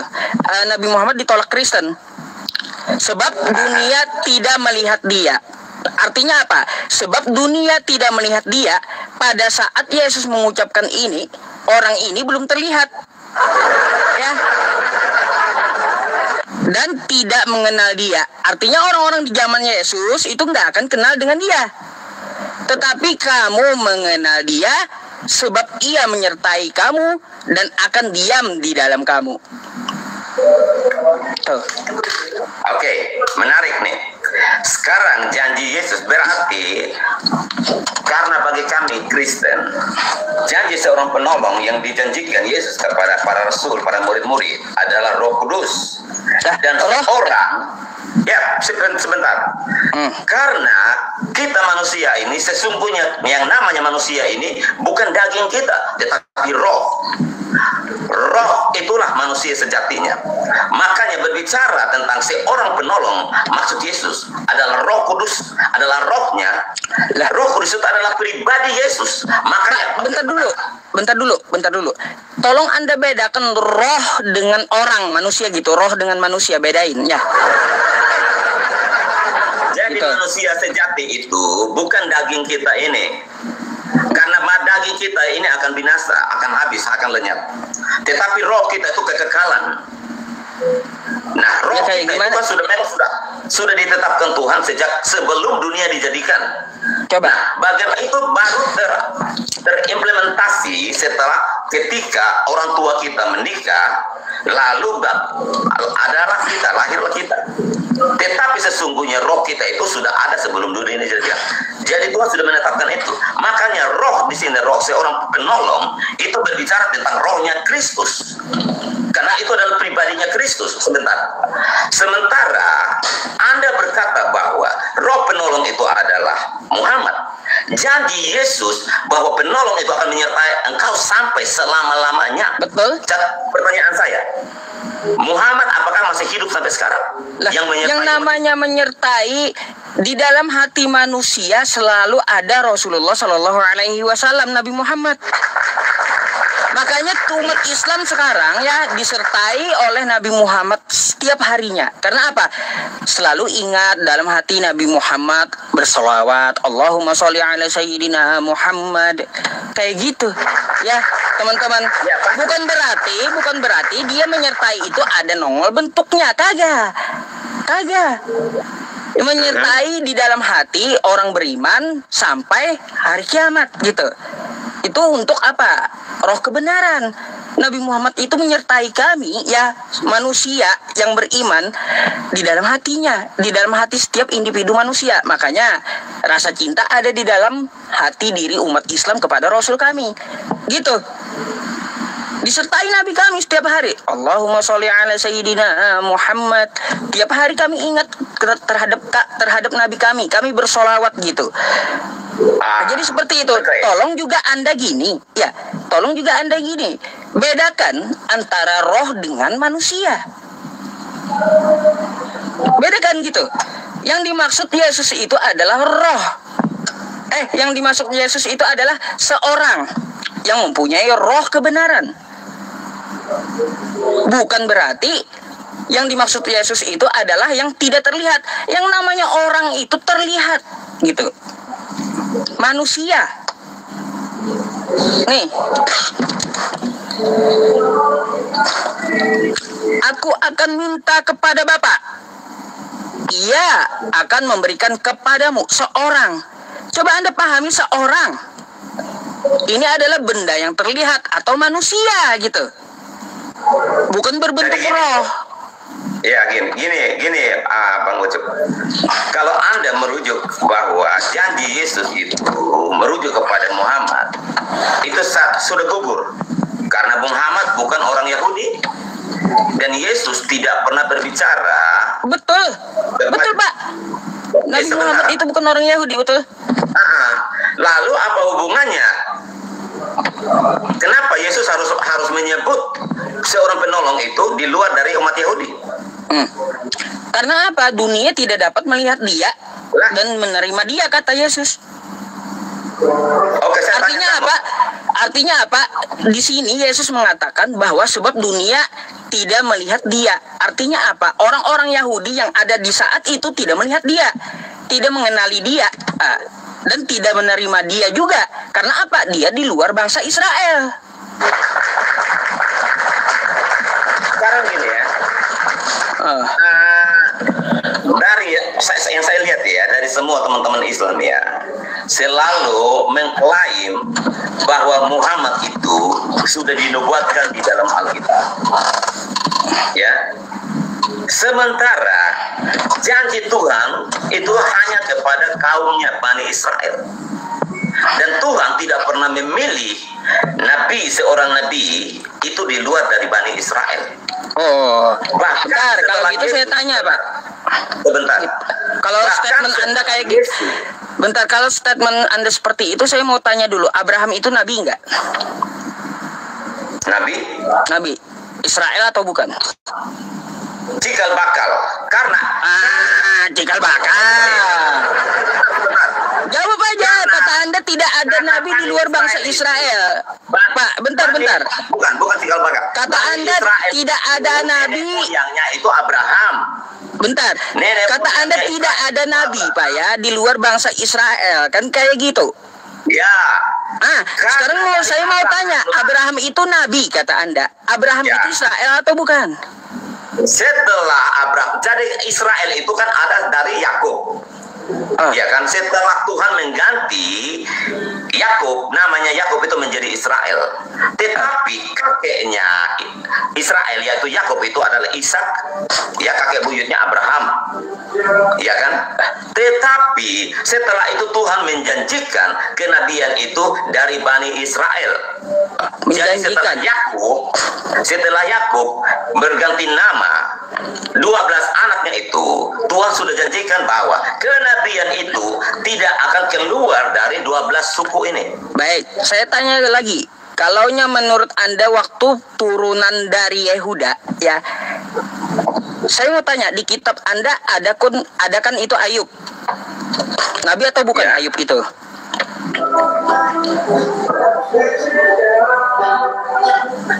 Ayub nabi atau bukan Ayub itu? Sebenarnya Ayub bukan nabi. Nah, dia bukan seorang nabi yang saleh. Sebentar, dia karena seorang nabi itu kita lihat dari asal katanya Ibrani itu nabi artinya pelihat. Dan seorang nabi ketika dipilih Tuhan, itu Tuhan memberi satu tanggung jawab. Dia sebagai tangan kanannya Tuhan untuk menyampaikan firman Tuhan. Nah, kalau kisah Ayub, karena dia seorang yang saleh, hidupnya benar di mata Tuhan, maka Tuhan juga mengangkat dia, memilih dia, tetapi bukan sebagai nabi. Kalau Anda mengatakan bahwa Ayub itu seorang nabi, berarti dia harus menyampaikan firman Tuhan begitu kepada umat. Lah, yang disampaikannya ada kitabnya toh. Ya, ada kitab. Lalu dapat dari mana itu Ayub? Oke, sejarah. Jadi Ayub itu dia tuh hidup paling tidak kemungkinan hidup sejaman dengan Abraham. Karena salah, Pak. Ada nabi di luar bangsa Israel di kitab Anda itu Ayub dan Ayub itu bukan bangsa Israel. Iya. Ya. Tapi disebut Israel itu baru disebut Israel itu adalah ketika Yakub Tuhan merubah namanya. Jadi Nuh, Adam, Abraham itu bukan orang Israel. Mereka adalah hamba-hamba Tuhan. Mereka adalah nabi, tetapi tidak disebut orang Israel. Bahkan Abraham pun tidak disebut orang Israel. Baik, Nah, kalau anda ngotot Ayub, saya ganti. Bileam itu nabi atau bukan? Bileam bukan nabi. Ngaco Bapak. Coba ya. Nih, Bileam itu nabi, Pak. Ya. Nabi non Israel. Tuh ya. Ini penulisnya adalah artikel dari Ibu Rita Wahyu, orang Kristen, ahli bahasa. Bileam itu nabi di luar bangsa Israel. Mana sih?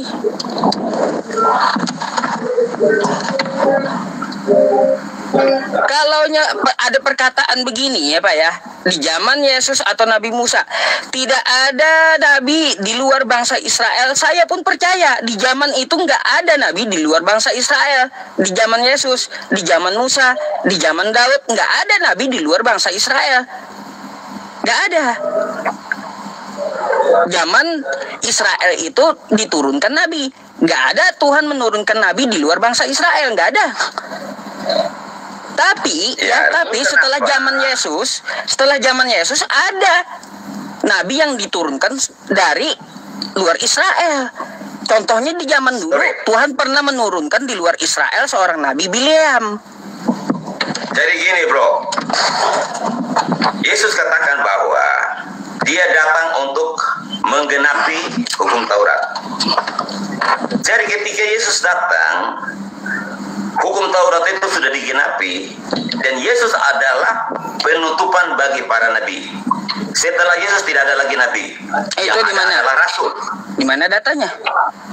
Data apa? Yesus penutup para nabi. Iya, karena dia berkata dia datang untuk menggenapi. Di mana ayatnya? Kamu lupa ayatnya. Yesus berkata bahwa aku datang bukan menyediakan hukum Taurat tetapi menggenapinya. Iya, penutup Dan nabi itu mana ayatnya? Artinya penggenapan hukum Taurat itu hukum Taurat Pak, bukan penutup nabi. Segala sesuatu yang ada. Makanya setelah Yesus, apakah Petrus disebut nabi? Beda tidak. Pak. Para rasul, Beda. para murid-murid disebut nabi? Tidak. Tetapi Pak, mereka disebut rasul. Paulus disebut rasul. Gini. Yesus itu bukan penutup nabi. Setelah Yesus masih ada nabi. Coba Anda buka di kitab Anda, Kisah Para Rasul 13 ya. Kisah Para Rasul 13 ayat 1. Mana datanya Yesus mengatakan dia penutup nabi? Setelah Yesus itu diangkat masih ada nabi. Siapa nabinya setelah Yesus? Ya tuh baca di Kisah Para Rasul 13 nomor 1.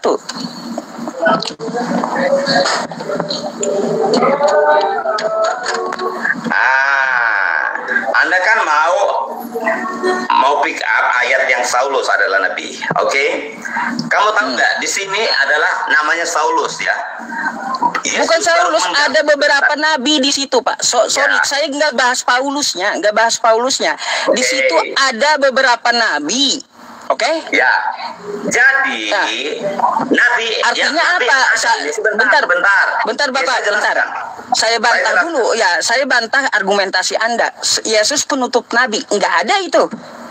Masih ada Yesus setelah diangkat masih ada nabi ternyata. Bukan penutup nabi dia. Sebentar, oke. Gini Yusuf. Gelar nabi pada saat Yesus datang itu memang masih ada beberapa nabi-nabi yang ada untuk mereka bertugas melayani di bait Allah. Jadi gelar kenabian mereka itu sebelum Yesus lahir. Mereka juga hidup bahkan sebelum Yesus. Nah, tetapi ketika Yesus sudah metong dan naik ke surga, dia menyelesaikan semua misi penggenapan hukum Taurat. disitulah kenabian itu sudah tidak ada lagi. Makanya para rasul itu tidak pernah disebut nabi. Mana datanya kayak gitu yang Anda omongkan itu? Makanya saya bilang, saya jelaskan. Anda harus ada dasar, Pak, kalau ngomong setidaknya dari kitab Anda gitu. Kalau Anda nggak punya dasar kayak gimana gitu orang percaya. Sedangkan saya memberikan Anda sebuah data. Iya. Ya, ada ini nabi. Kan abad pertama. Ya, ada nabi gitu. Ini kan peristiwa ini abad pertama, bro. Ini peristiwa abad pertama. Hidup sejaman dengan Yesus. Bahkan sebelum Yesus lahir, mereka ini sudah lahir. Dan mereka itu bertugas untuk melayani di bait Allah. Nah, orang yang melayani di bait Allah, itu mereka itu ada yang gelar nabinya. Makanya mereka ini masih hidup sampai zamannya Yesus. Maka nama mereka itu masih disebut. Tetapi setelah Yesus sudah selesai menggenapi semua itu, maka sudah tidak ada lagi gelar nabi bagi umat manusia. Yang ada adalah rasul. Makanya ketika Yesus memilih Paulus untuk memberitakan Injil, Yesus sudah katakan bahwa aku telah memilih dia untuk menjadi rasul, bukan menjadi nabi. Lalu gimana? Kisah para rasul 13 masih muncul aja beberapa nabi itu. Iya, ini bukan gini ya, bro. Nabi itu kan dipilih oleh Tuhan secara langsung, ya kan? Nah, mereka ini yang nabi yang di kisah para rasul 13 ini, mereka kan hidup itu sebelum Yesus datang dan mereka sudah mendapat sesudah Pak, Anda baca sesudah Yesus diangkat itu kejadiannya gimana sih? Sesudah Yesus diangkat muncul beberapa orang nabi. Ya. Nah, Yesus itu diangkat umur berapa? 33 tahun kan? Iya, makanya ada tuh. 33 tahun Yesus terangkat. Nah, gelar kenabian ini bukan berarti setelah Yesus naik lalu mereka itu dipilih. Siapa yang memilih mereka jadi nabi? Nah, kalau Anda bilang setelah Yesus naik terus mereka ini dipilih jadi nabi, siapa yang memilih mereka jadi nabi? Lah, siapa yang memilih? Coba kita baca. Siapa yang memilih ya? Pada waktu itu ya di dalam jemaat di Antioquia ada beberapa nabi ya. Ini setelah Yesus dan pengajar. Iya, saya paham itu. Artinya di dalam masa hidupnya Yesus itu mereka itu sudah mendapat gelar kenabian itu. Makanya mereka masih bertahan, masih hidup sampai saat itu. Konteksnya kisah para rasul ini adalah waktu di mana para nabi yang sudah mendapat gelar sebelum Yesus lahir ini. Mana itu datanya? Anda ngarang. Mana itu datanya? Yesus sudah memberi gelar kepada mereka yang dijelaskan di kisah para rasul itu. Coba datanya sama saya. Siapa yang ngarang itu? Memberi gelar kepada mereka. Siapa yang memberi? Kata Anda sudah diberi gelar oleh Yesus seorang nabi, itu mana? Jangan ngaco, Pak. Siapa yang bilang Yesus beri gelar? Gelar itu diberikan kepada murid-murid itu rasul, bukan nabi. Iya, ini nabi nih. Iya, kan saya sudah jelaskan tadi. Kisah 13 ini menceritakan bahwa di masa Yesus itu hidup itu ada orang-orang yang menjabat sebagai nabi, mendapat gelar nabi itu untuk melayani. Pak, makanya coba Anda lihat kisah para rasul 13 itu setelah zaman Yesus. Bukan sejaman dengan Yesus, tapi setelah zaman Yesus. Oke, saya tanya Anda, kira-kira setelah Yesus naik ke surga, orang-orang itu hidup pada zaman yang mana tuh? Apakah masih di abad pertama atau di abad kedua? Ya abad 1, 2 seterusnya. Tidak bisa. Kalau kita merujuk kepada kisah 13 itu merujuk kepada orang-orang yang masih hidup sejaman dengan Yesus. Dan mereka itu sudah mendapat gelar kenabian itu sebelum Yesus datang. Bahkan mungkin selama pelayanannya Yesus pun, mungkin di situ mereka mendapat gelar itu. Di sini tidak tertulis secara letterless sejak kapan mereka itu dilantik sebagai nabi, dipilih sebagai nabi. Tetapi kita bisa mengambil satu kesimpulan bahwa ketika mereka di zaman itu mereka sudah mendapat gelar kenabian itu, bukan setelah Yesus naik ke surga lalu mereka dipilih menjadi nabi. Tidak seperti itu. Karena setelah zamannya Yesus, orang-orang yang mengikuti Yesus, terutama para rasul, para murid-murid, itu diangkat, dipilih menjadi rasul, bukan menjadi nabi.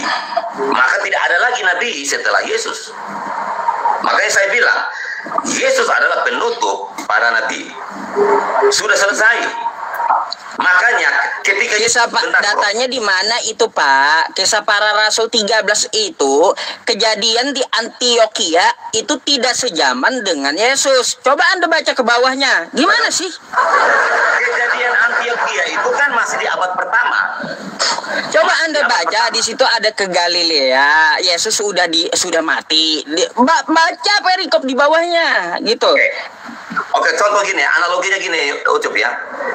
Contohnya gini, Yesus itu umurnya kan 33,5 tahun ya. Nah, kalau kita hitung dari tahun yang pertama Masehi itu, berarti dari tahun pertama sampai 33 tahun, itu berarti baru usia 33 tahun. Artinya di masa abad pertama itu, di tahun ke-30-an itu, Yesus masih hidup bersama juga dengan orang-orang yang kamu sebutkan tadi, yang disebut para nabi ini. Karena di situ masih ada Petrus dan para rasul, ada Paulus, mereka masih hidup sejaman. Begitu bro.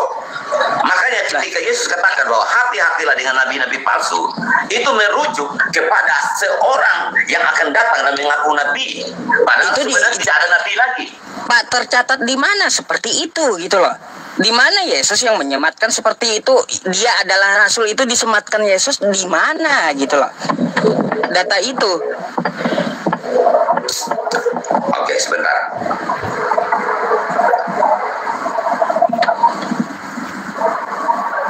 Aduh, itu yang saya tagih dari Anda.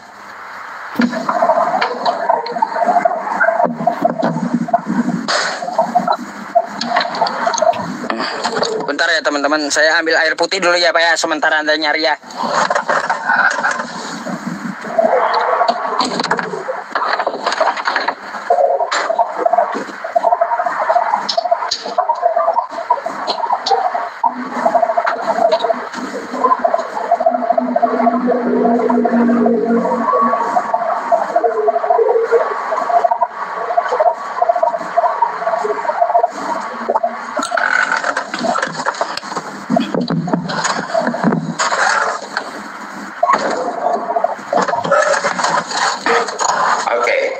Kisah para Rasul 9 ayat berapa? 15. Berapa? Kisah Rasul 9 ayat yang ke-15.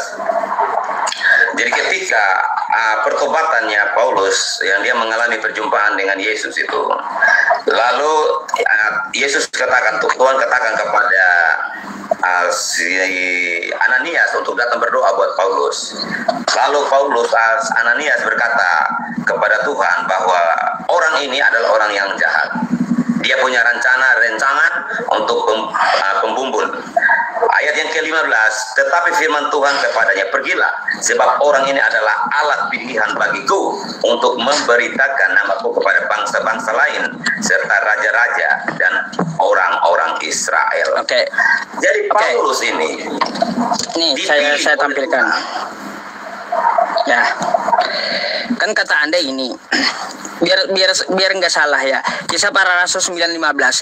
Tetapi firman Tuhan kepadanya, pergilah sebab seorang ini adalah alat pilihan bagiku untuk memberi namaku kepada bangsa-bangsa lain serta raja-raja dan orang-orang Israel.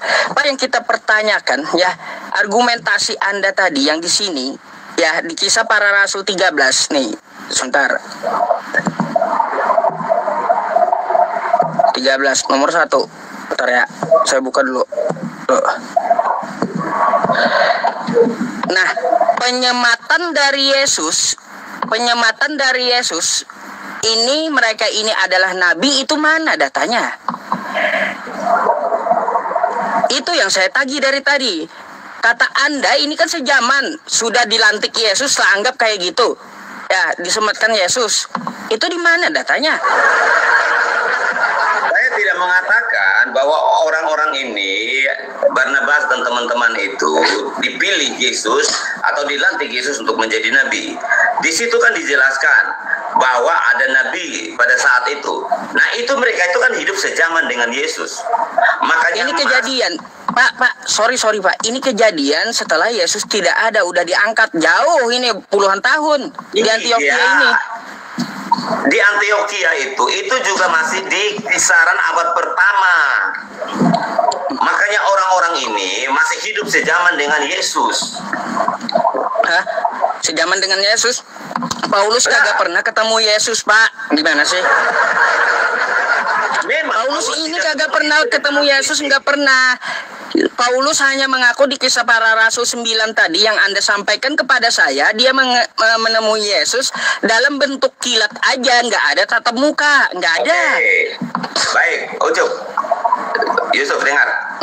Menurut kamu, Paulus itu hidup sejaman dengan Yesus enggak? Enggak. Ya, oke. Paulus itu hidup sejaman dengan para murid-murid Yesus enggak? Kalau muridnya iya, sama Lukas juga tuh. Muridnya iya, oke. Makanya kan mereka hijrah ke Antioquia nih. Paulus ini yang hidup sejaman dengan murid-murid Yesus adalah hidup juga sejaman dengan Yesus. Ya, lalu Paulus ini dia itu adalah muridnya Gamaliel. Iya, makanya. Gamaliel itu. Makanya Pak, mana pengesahannya dari Yesus?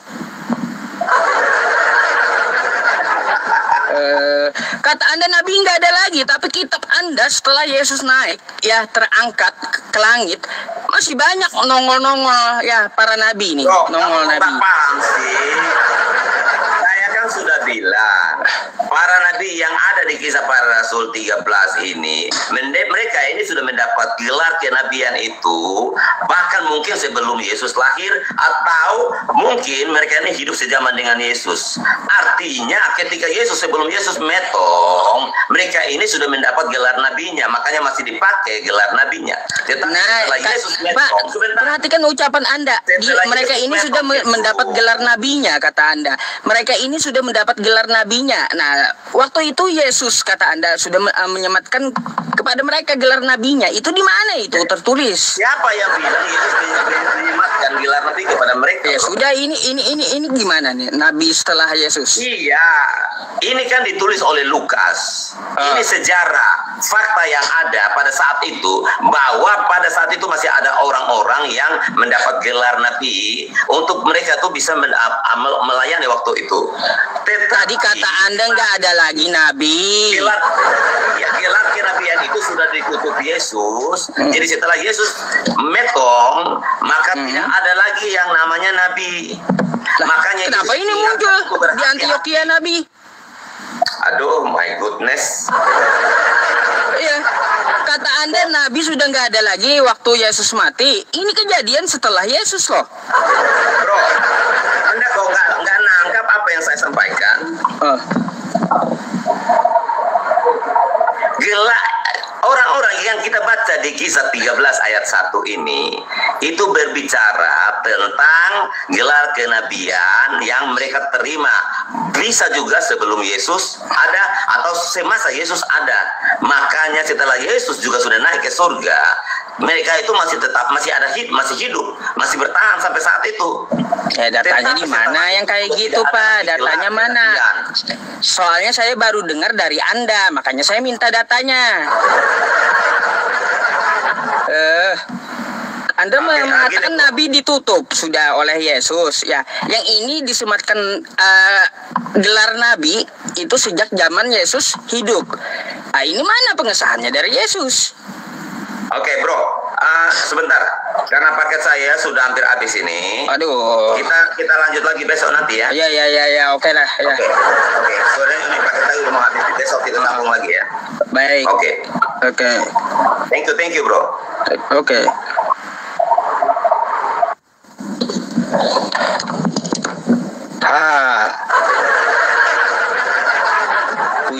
Puyeng sama saya. Udah saya bilang Bible Anda itu di otak saya, ya, di otak saya nih. ke masa setelah Yesus kagak ada nabi lagi? Nongol tuh nabi setelah Yesus diangkat ke langit. Masih banyak nabi bermunculan gitu. Iya teman-teman, kita udah alasan habis paket rupanya. Itu tuh besok tuh banyak PT-nya kabur alasan habis paket. Nah, ya terserah kalian ya, terserah kalian mau ambil potong-potong jadi PT, terserah gitu ya. Ya hanya 2 yang saya larang ya teman-teman dari kalian. Saya mengizinkan dakwah saya untuk disebarkan. Ya keuntungan buat Anda silahkan gitu ya. Setidaknya 1 ya.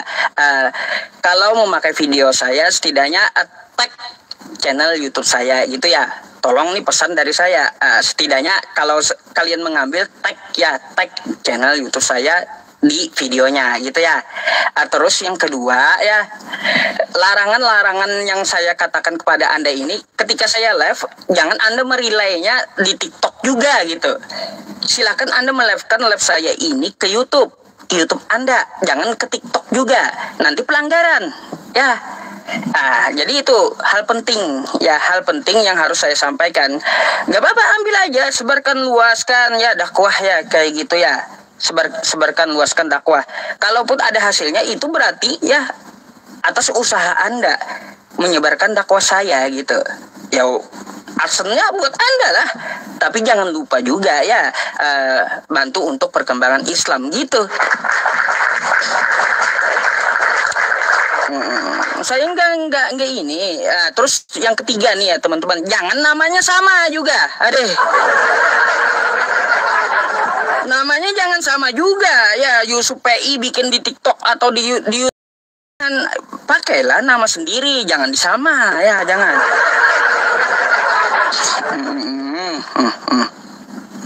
Ya itu aja pesan saya yang perlu diperhatikan para penyiar ya.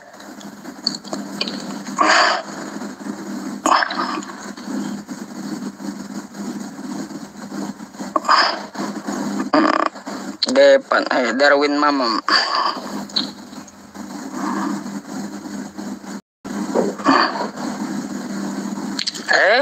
Sabar lah. Mana tadi? Mana? Habis paket rupanya Pak Pendeta ya. Biarlah habis paket ya, Pak Pendetanya habis paket.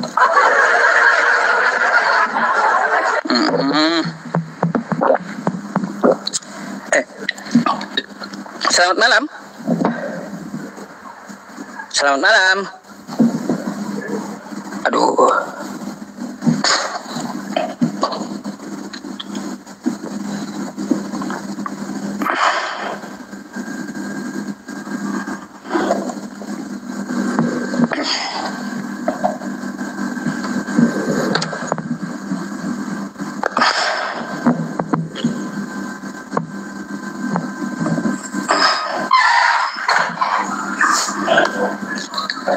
Halo, selamat malam Bang. Selamat malam. Malam. Iya, dari Kristen ya Bang ya. Open cam dulu lah. Oke. Ya, dari Kristen. Silakan dibuka dulu kameranya. Sabar ya Bang ya, sabar.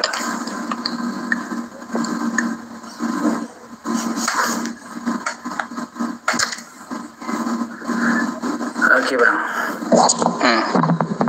Sabar Bang ya, sabar. Bentar.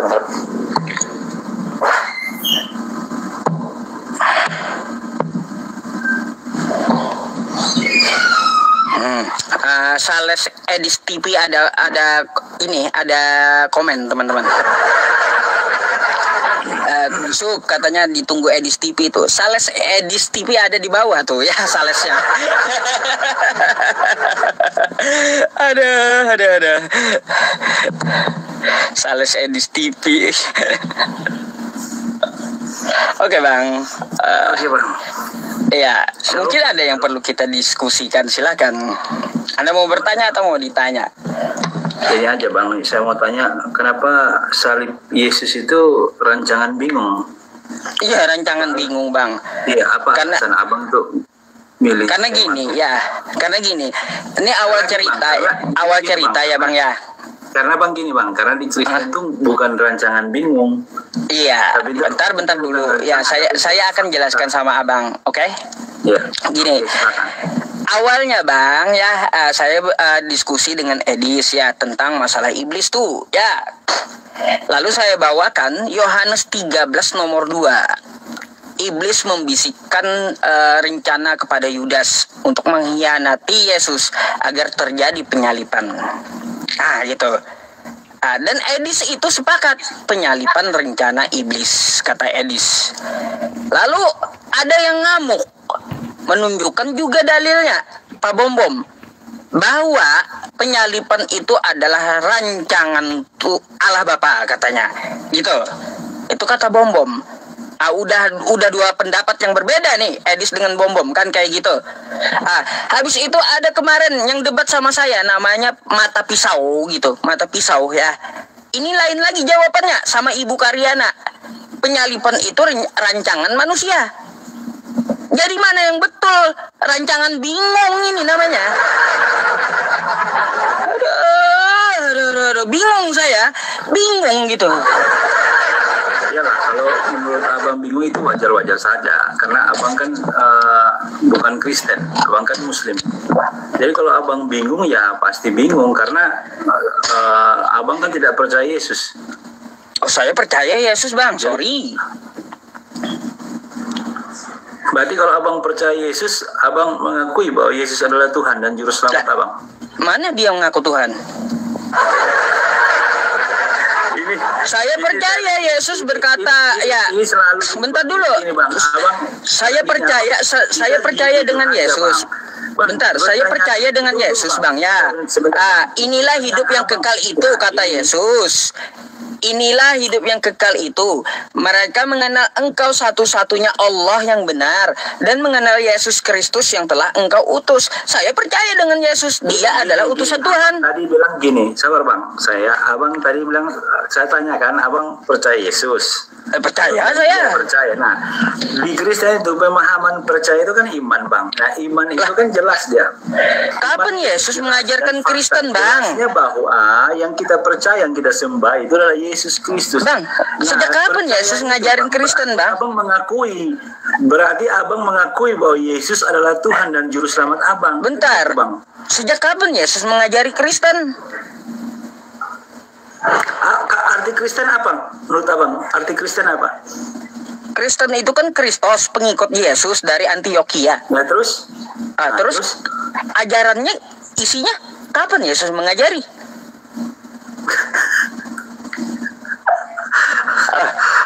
Jadi begini ya, teman-teman, begini ya.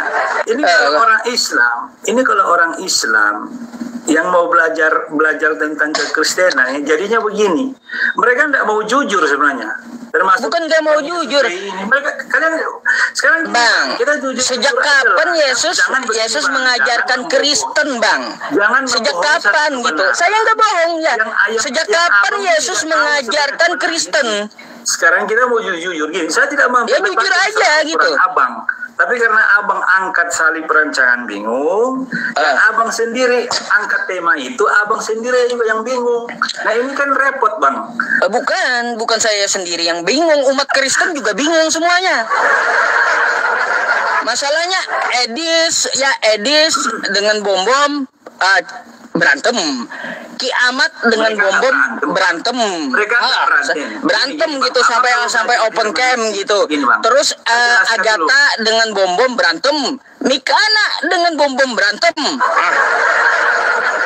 Kayak gimana? Gara-gara siapa ini rancangan, siapa ini penyalipan? Saya lihat kalau apologet Islam ini mereka bukan kita bahas materi aja gitu loh. Sejak kapan Yesus? Jujurlah, coba jujur gitu ya. Coba jujur Anda. Kristen itu munculnya kapan? Setelah Yesus diangkat. Ini pertanyaan. Ini pertanyaan seharusnya tidak perlu saya jawab karena mereka sudah tahu. Kan fakta historisnya kekristenan dengan Islam itu kan Kristenan duluan ada tuh. Ya iya, maksudnya gini. Kristen itu nongol setelah Yesus itu diangkat. Tidak ada. Sejak kapan Yesus mengajarkan Kristen? Ayo, mana datanya? Abang belajar perjanjian lama nggak? Perjanjian lama baca nggak? Perjanjian lama apalagi bertentangan dengan perjanjian baru. Bertentangannya di mana, Bang? Bertentangannya di mana? Bilangan 23 nomor 19. Ya, Allah bukan manusia dan bukan anak manusia. Perjanjian baru apa? Allah menjelma jadi manusia. Bertentangan udah. Waktu dulu ya, perjanjian lama, keluaran Musa. Ya, nomor 33, nomor 20. Ya, lagi firman-Nya, barang siapa melihat wajah Tuhan, maka manusia itu akan mati. Bentar bang, saya jelaskan bertentangannya di mana gitu. Di keluaran Musa, ya pasal 33 nomor 20, di situ manusia yang melihat Tuhan, maka manusia itu akan mati. Oke? Tiba-tiba di perjanjian baru, ya, di perjanjian baru, Tuhan turun ke muka bumi, mukanya dapat dilihat, bukan manusianya yang mati, tapi Tuhannya yang mati gitu. Penjelasan panjang lebar si Yusuf P. Iya, makanya itu bertentangan. Harus belajar hermeneutik ya. Hermeneutik belajar nggak, Bang? Belajar nggak? Apanya? Apa ilmu hermeneutik itu apa, Bang? Supaya hermeneutik apa? Itu disiplin ilmu kayak gimana? Coba jelaskan sama saya. Jelaskan sama saya. Ilmu hermeneutika itu jelaskan sama saya. Kayak gimana? Yang Abang jelaskan panjang lebar itu jawaban satu itu beda konteks, Bang. Jadi jangan Abang pikir perjanjian lama perjanjian baru itu konteksnya sama. Itu beda, Bang. Beda konteks. Jadi sebenarnya tidak bertentangan. Kayak gitu. Itu makanya perjanjian lama dengan perjanjian baru adu mekanik mereka.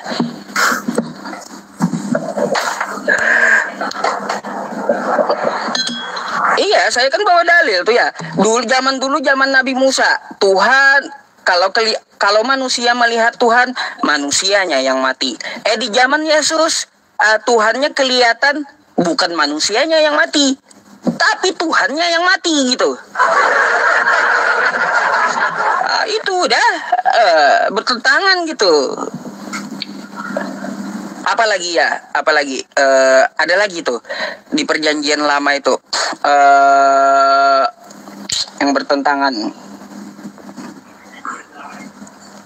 tentang masalah apa ya? Tentang masalah Yesus, nubuatannya di Yesaya 53 nomor 10 tuh. Ya, itu dipaksa Kristen juga untuk apa? Untuk di situ bahwa yang dinubuatkan adalah Yesus. Tuh. Itu juga. Terus di imamat tentang masalah makanan. Iya betul. Di imamat babi itu haram, tiba-tiba di perjanjian baru jadi halal. Apa yang masuk? Kan bertentangan gitu, adu mekanik. Jadi perjanjian lama Bible itu dengan perjanjian baru adu mekanik sendiri mereka. Gitu, Bang.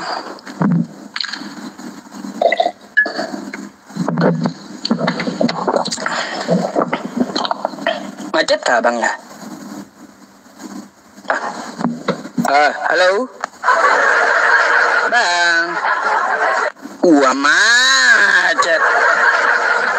Aduh, macet. Macet, teman-teman. Macet.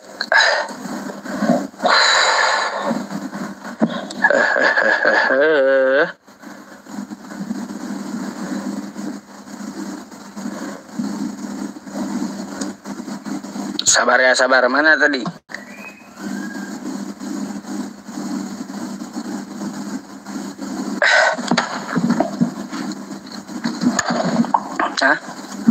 Mana Alex Emmanuel?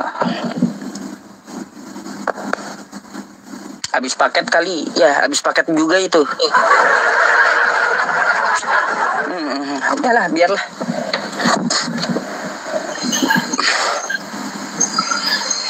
Halo, selamat malam. Malam, Bang. Malam, Bang. Silakan open cam lah dulu. ada, saya ikuti saja apa yang kamera ada. Ya udah, open cam dulu. Silakan dibuka dulu kameranya. Nggak usah bang. Oh ya udah, nggak usah juga kita diskusi ya. Nggak perlu ini, saya nggak perlu banyak cancincung gitu ya. Kalau nggak mau ikut aturan, nggak usah ikut aturan ya, nggak usah gitu kita diskusi.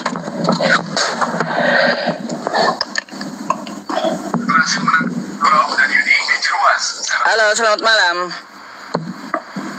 Mereka berperan sebagai pemeran pembantu dalam aksi bom Selamat malam. terlibat dalam perampokan.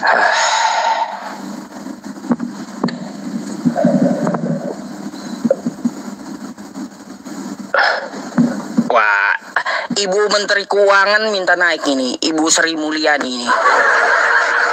Ibu Menteri Keuangan ini, kita naikin ya.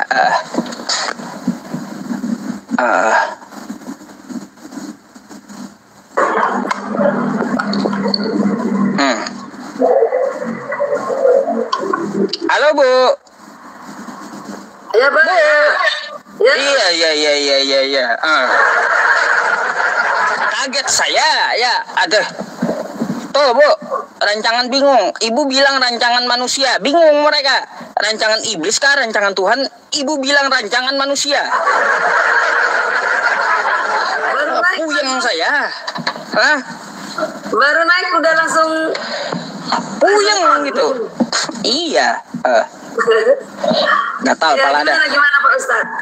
Ya kayak gimana Bu, kagak kelar-kelar ini penyalipan ini rencana siapa? Rancangan bingung gitu. Jangan bingung Pak Ustad. Kenapa jangan bingung? Ya harus tahu di hulu tadi, di hulu. Di hulu, Ya, di hulu. seperti apa? Iya. Biar tahu konsepnya seperti apa, konsep di awal dulu. Iya, kemarin itu Bu ya viral si Anu ya. Si Anu viral tuh ya. Dulu tuh saya viralin si Anu. Sekarang ini salib rancangan bingung, rancangan iblis, rancangan Allah Bapa atau rancangan manusia. Saya Bu lihat yang tadi piti-piti yang lewat kiamat bentrok dengan bom-bom. Edis bentrok dengan bom-bom. Nah tuh ya. Habis itu Agatha bentrok juga dengan bom-bom. Pendeta Esra Soru bentrok dengan Edis. Habis itu pendeta MYM bilang Edis itu sesat. Oh, ada di videonya tadi. Ada itu. Yang mana yang betul sih ya? Pusing ya. Ya. Aduh. Jawabannya Pak Ustad, jawabannya. Sampai Tuhan datang begitu terus. Begitu terus. Imani saja udah ya gitu ya pasrah. Aduh. Kok semuanya pada beda gitu loh teman-teman. Beda semuanya, nggak karuan gitu. Acak kadut. Kebanyakan makan pepaci. Apa? Ustad, sejujurnya yang kita heran yang Adam-Adam itu. Apa tak? Ya kan? Ya. Adam-Adam semua padahal di dalam dosa. Lebih baik kita ribut-ribut tapi saling koreksi gitu loh Pak Ustadz. Ini Pak Ustadz kan koreksi kita nih. Ya artinya jadi saya jadi giat nih membaca Alkitab gitu kan. Iya bagus lah gitu. Bacalah kitab kau gitu ya Bu ya. Soal Kristen ini jangan malas baca gitu. Iya. Jadi ini membuat kita tantangan termotivasi. Kalau nggak ada tekanan kita nggak jadi. Kalau dulu kan saya agak santai aja nggak mikirin. Tapi sejak ada seperti ini ya saya jadi giat ini mempelajari. Semua kita terguncang ya kan. Jadi gini semua terguncang kata ibunya. Semua terguncang. Sampai Tuhan datang. Sampai Tuhan datang kita begini. Ini Mas. Lalu apa yang mau ibu pertanyakan malam ini Bu? Coba Pak Ustadz, sedikit dulu. Antikristus Apa? itu datangnya dari siapa? Antikristus. Antikristus. Ya, menurut Pak Ustadz datangnya dari siapa? Ini kita di dalam kita nih di dalam kekristenan menurut Kristen yang Pak Ustadz tahu antikristus itu seperti apa? Coba. Baik. Dari mana? Dari mana Baik. asalnya? Baik, antikristus itu Bu ya, berdasarkan Bible Anda yang mengakui Yesus itu adalah Tuhan, itulah antikristus. Luar biasa. Luar biasa. Saya punya datanya. Yang mengatakan Yesus itu Tuhan, itulah antikristus.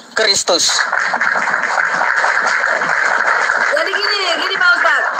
Zaman dulu kan ada tembok nih, tembok Yerusalem ya. Di dalamnya orang-orang Israel nih.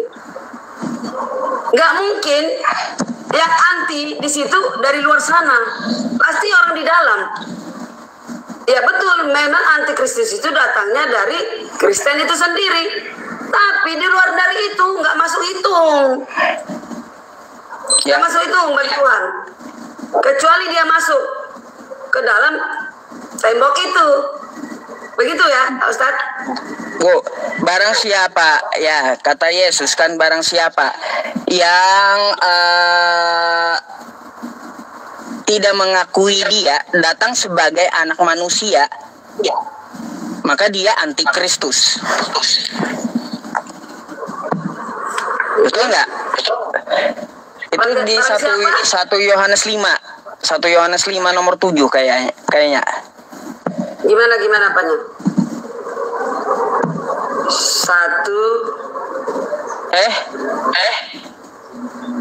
Antikristus itu bentar.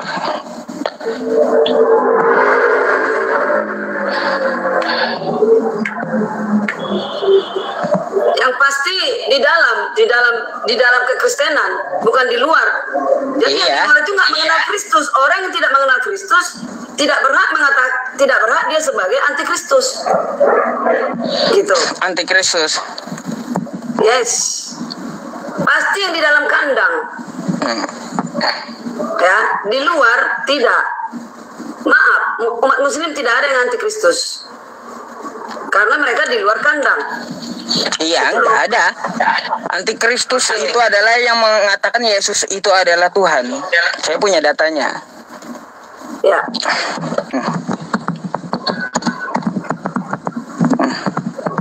Oke.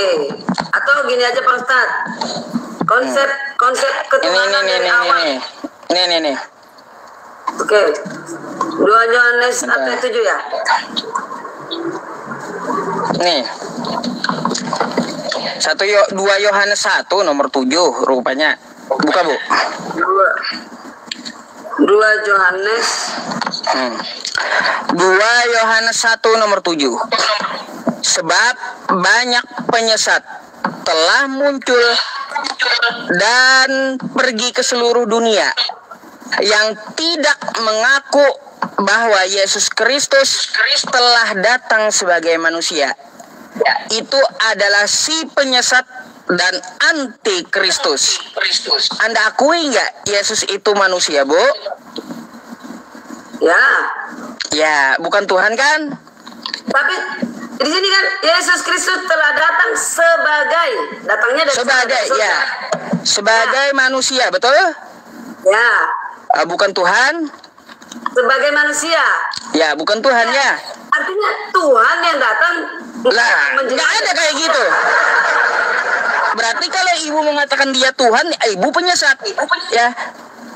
Karena apa di sini tulisannya telah datang sebagai manusia, nggak ada bilangnya di sini telah datang sebagai manusia dan Tuhan, nggak ada. Nggak ada. Itu Pak Ustadz yang tidak mengakui Yesus sebagai manusia yang datangnya dari surga. Lah, jangan diubah-ubah Bu sebagai manusia. Itulah antikristus. Adanya di Kristen itu sendiri, bukan dari luar. Jadi dari luar itu tidak diperhitungkan. Begitu yang mengatakan bahwa Yesus itu adalah manusia itu pengikut Yesus. Tapi kalau yang mengatakan Yesus itu adalah Tuhan, itu si penyesat, antikristus. Salah arti Pak Ustaz. Di sini Bu, ya kagak ada dia bilangnya. Nih sekali lagi, sebab banyak penyesat telah muncul dan pergi ke seluruh dunia yang tidak mengaku bahwa Yesus Kristus, ya, oke, telah datang sebagai manusia, bukan nih ya, sebagai manusia, nggak ada sebagai manusia dan Tuhannya, nggak ada, jangan ditambah-tambah, ya, jangan ditambah-tambah. Nah, itu adalah si penyesat dan antikristus tuh, ya. Tertulis bahwa Yesus adalah Tuhan. Banyak. Itulah penyesatnya kalau gitu ngaku Yesus Tuhan. Makanya jangan ditambah-tambah ayatnya. Kata Yesus banyak penyesat, ya, sebab banyak penyesat yang mengatakan Yesus itu mengakui Yesus sebagai Tuhan, ya, padahal dia telah datang sebagai manusia, bukan sebagai Tuhan. Malaikat sendiri mengatakan kepada orang Majus bahwa itu datangnya dari surga, Tuhan. Namanya Yesus. Dinamailah dia Siapa Yesus. itu? Ya, waktu dia lahir, malaikat-malaikat mengatakan. Oh, malaikat. Ya. Malaikat mengatakan Tuhan lahir. Malaikat Gabriel mengatakan kepada Maria, engkau akan melahirkan datangnya dari Roh. Nah, ya kan? Jadi dia sudah ada sebelum dia lahir. Sebelum ada bumi ini sudah ada Yesus. Sudah ada anak belum Yesus. Setelah lahir baru namanya Yesus. Lah, terus gimana? Jadi salah. Iya. Iya, jadi itu kan di situ, itu kan di dalam Lukas itu ya, yang Ibu maksud itu. Ya kan? Ya. Tentang Yesus akan dilahirkan kan gitu. Oke? Ya. Baik. Coba kita buka dulu ya. Lukas 2. Ya, teman-teman, Lukas 2. Baik. Semua kita buka semua aja ya. Baik. Lukas 2. Coba baca langsung nomor 11 ya. Yang Ibu maksud ya. Hari ini telah lahir Tuhan. Betul. Hari ini telah lahir bagimu juru selamat, yaitu Kristus Tuhan. Di kota Daud, betul? Ya. Betul. Itu yang dikabarkan oleh malaikat Gabriel. Betul. Baik, Bu. Coba kita ke bawah baca dua-duanya, Bu. Dua-dua. Nih dua-dua ya. Ya. Dan ketika genap waktu pentahiran menurut hukum Taurat Musa, mereka membawa dia ke Yerusalem untuk menyerahkannya kepada Tuhan. Tuhan, bayi yang tadi dibawa ini diserahkan kepada Tuhan mana lagi? Bapak. Hah? Kepada bapaknya yang di surga, Bapak. Ada berapa Tuhan di situ? Bapak yang di surga Ya. adalah anaknya adalah ini Tuhan Yesus. Iya, ada berapa Tuhan? Jangan bilang begitu, Pak Ustadz. Lah, kan ini tulisan di kitab Anda. Kan saya mengenal Tuhan yang lahir, Mesia. Bu, tadi ada Tuhan yang lahir. Tuhan yang lahir itu, ya Bu ya, dia dibawa ke Yerusalem untuk diserahkan lagi kepada Tuhan. Ya. Sekarang saya mau tanya, Tuhan COD dengan Tuhan, itu ada berapa Tuhan? Oke.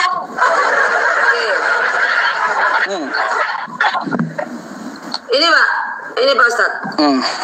Ini ya saya tulis ya. Nih. Bapak Alfa dan Omega. Saya nggak mengenal. Nggak ada hubungannya itu, Bu.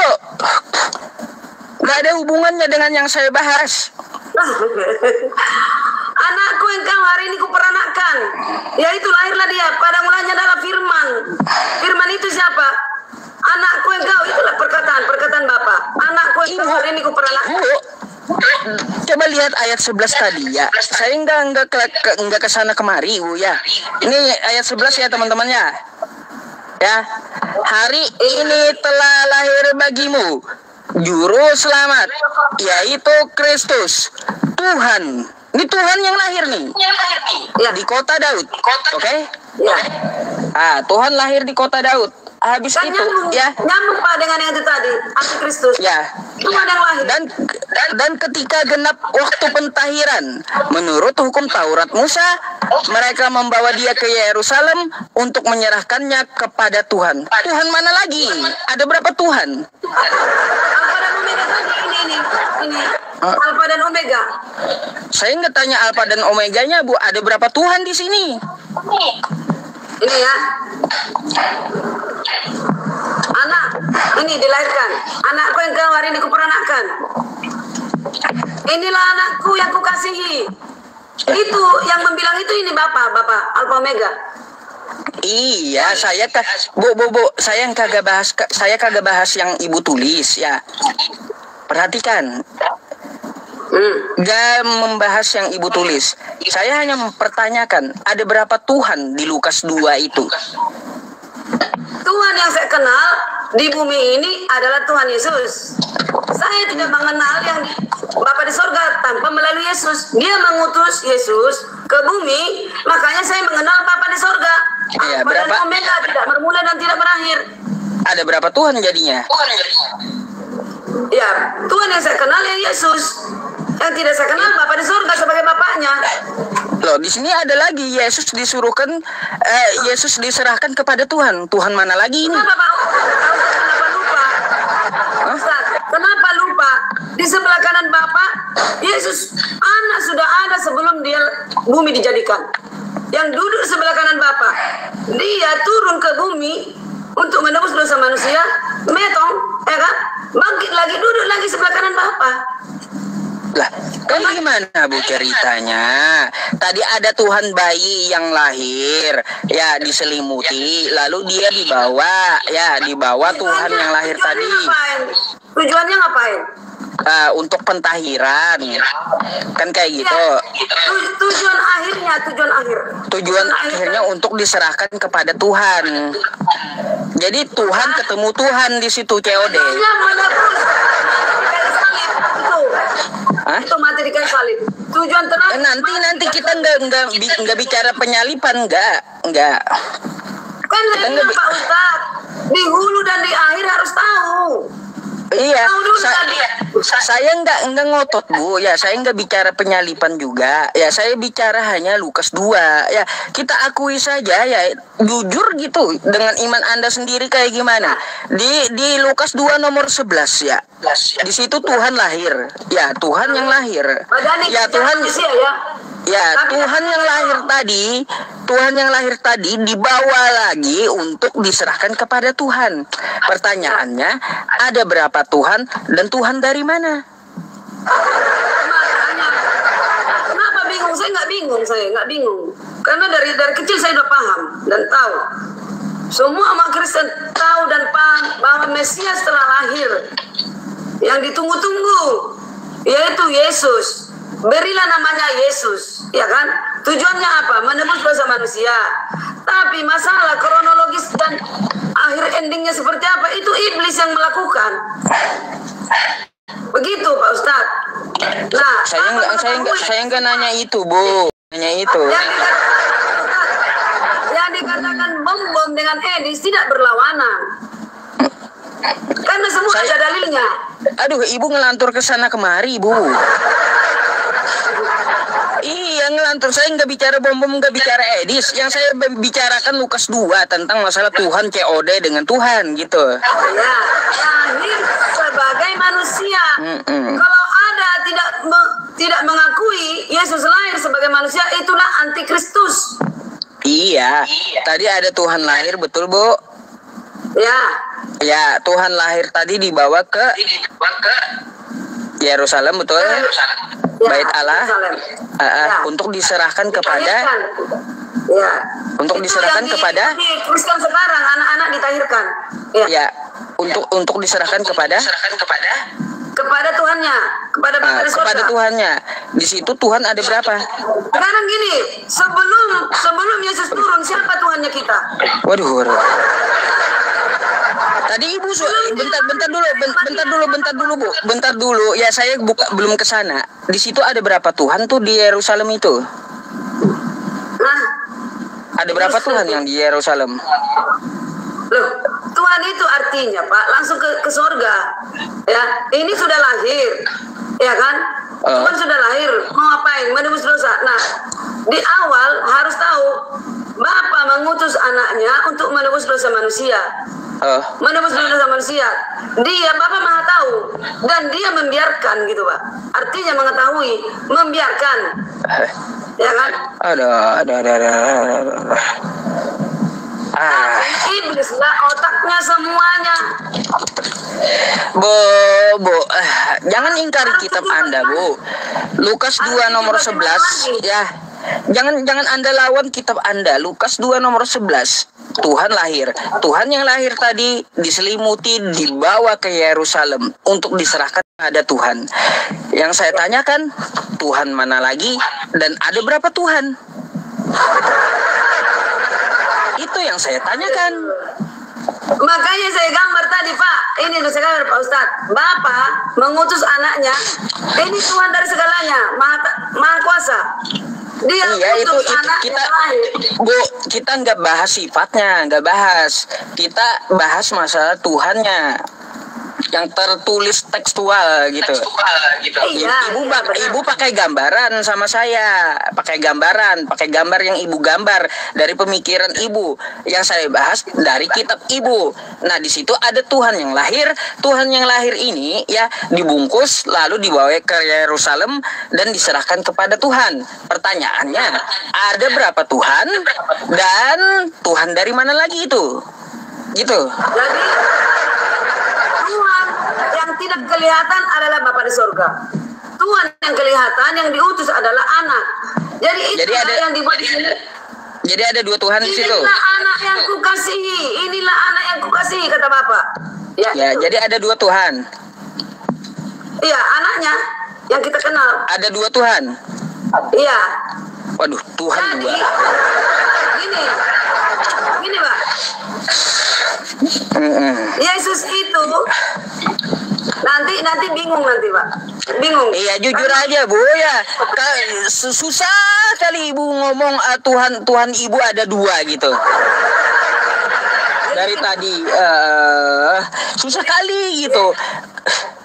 Gini Pak Ustaz, Yesus dikatakan hamba Allah, dikatakan guru, terus dikatakan lagi dia sebagai nabi, dikatakan juru selamat. Dia banyak menyandang nama Pak. Dia bilang guru, nabi, hamba, sebagai anak Allah. Ya, itu disandang selama di bumi ini. Gitu. Jadi nggak apa-apa. Yang penting Ibu mau jujur, udah dua Tuhan di situ. Saya nggak ribet lagi gitu. Nah, sama ibu sama dengan Edis bilang memang di situ ada dua Tuhan memang. Terus juga pendeta siapa itu, pendeta Depi Kak, Deapi kalau nggak salah. Betul kata dia, di situ kata pendeta itu ada dua Tuhan. Sama. Iya, memang. Bu, kalau ada dua Tuhan itu nanti Tuhannya besar.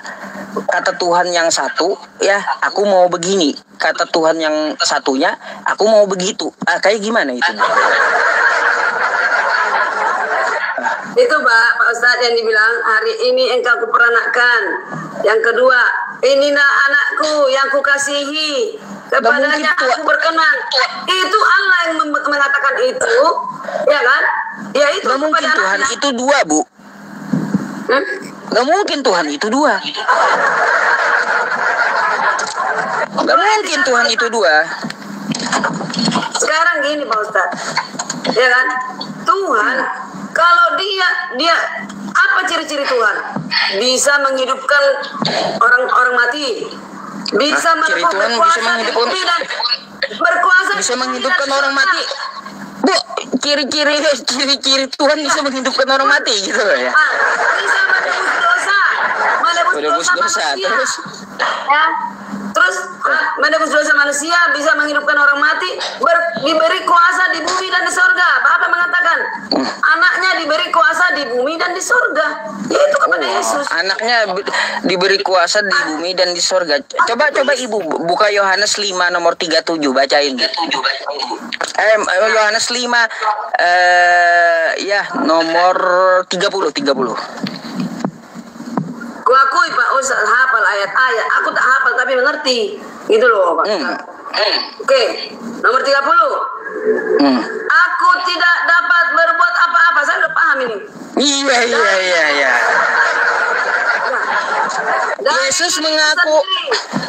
Yesus mengaku tidak dapat berbuat apa-apa dari diriku sendiri. Mana kuasanya?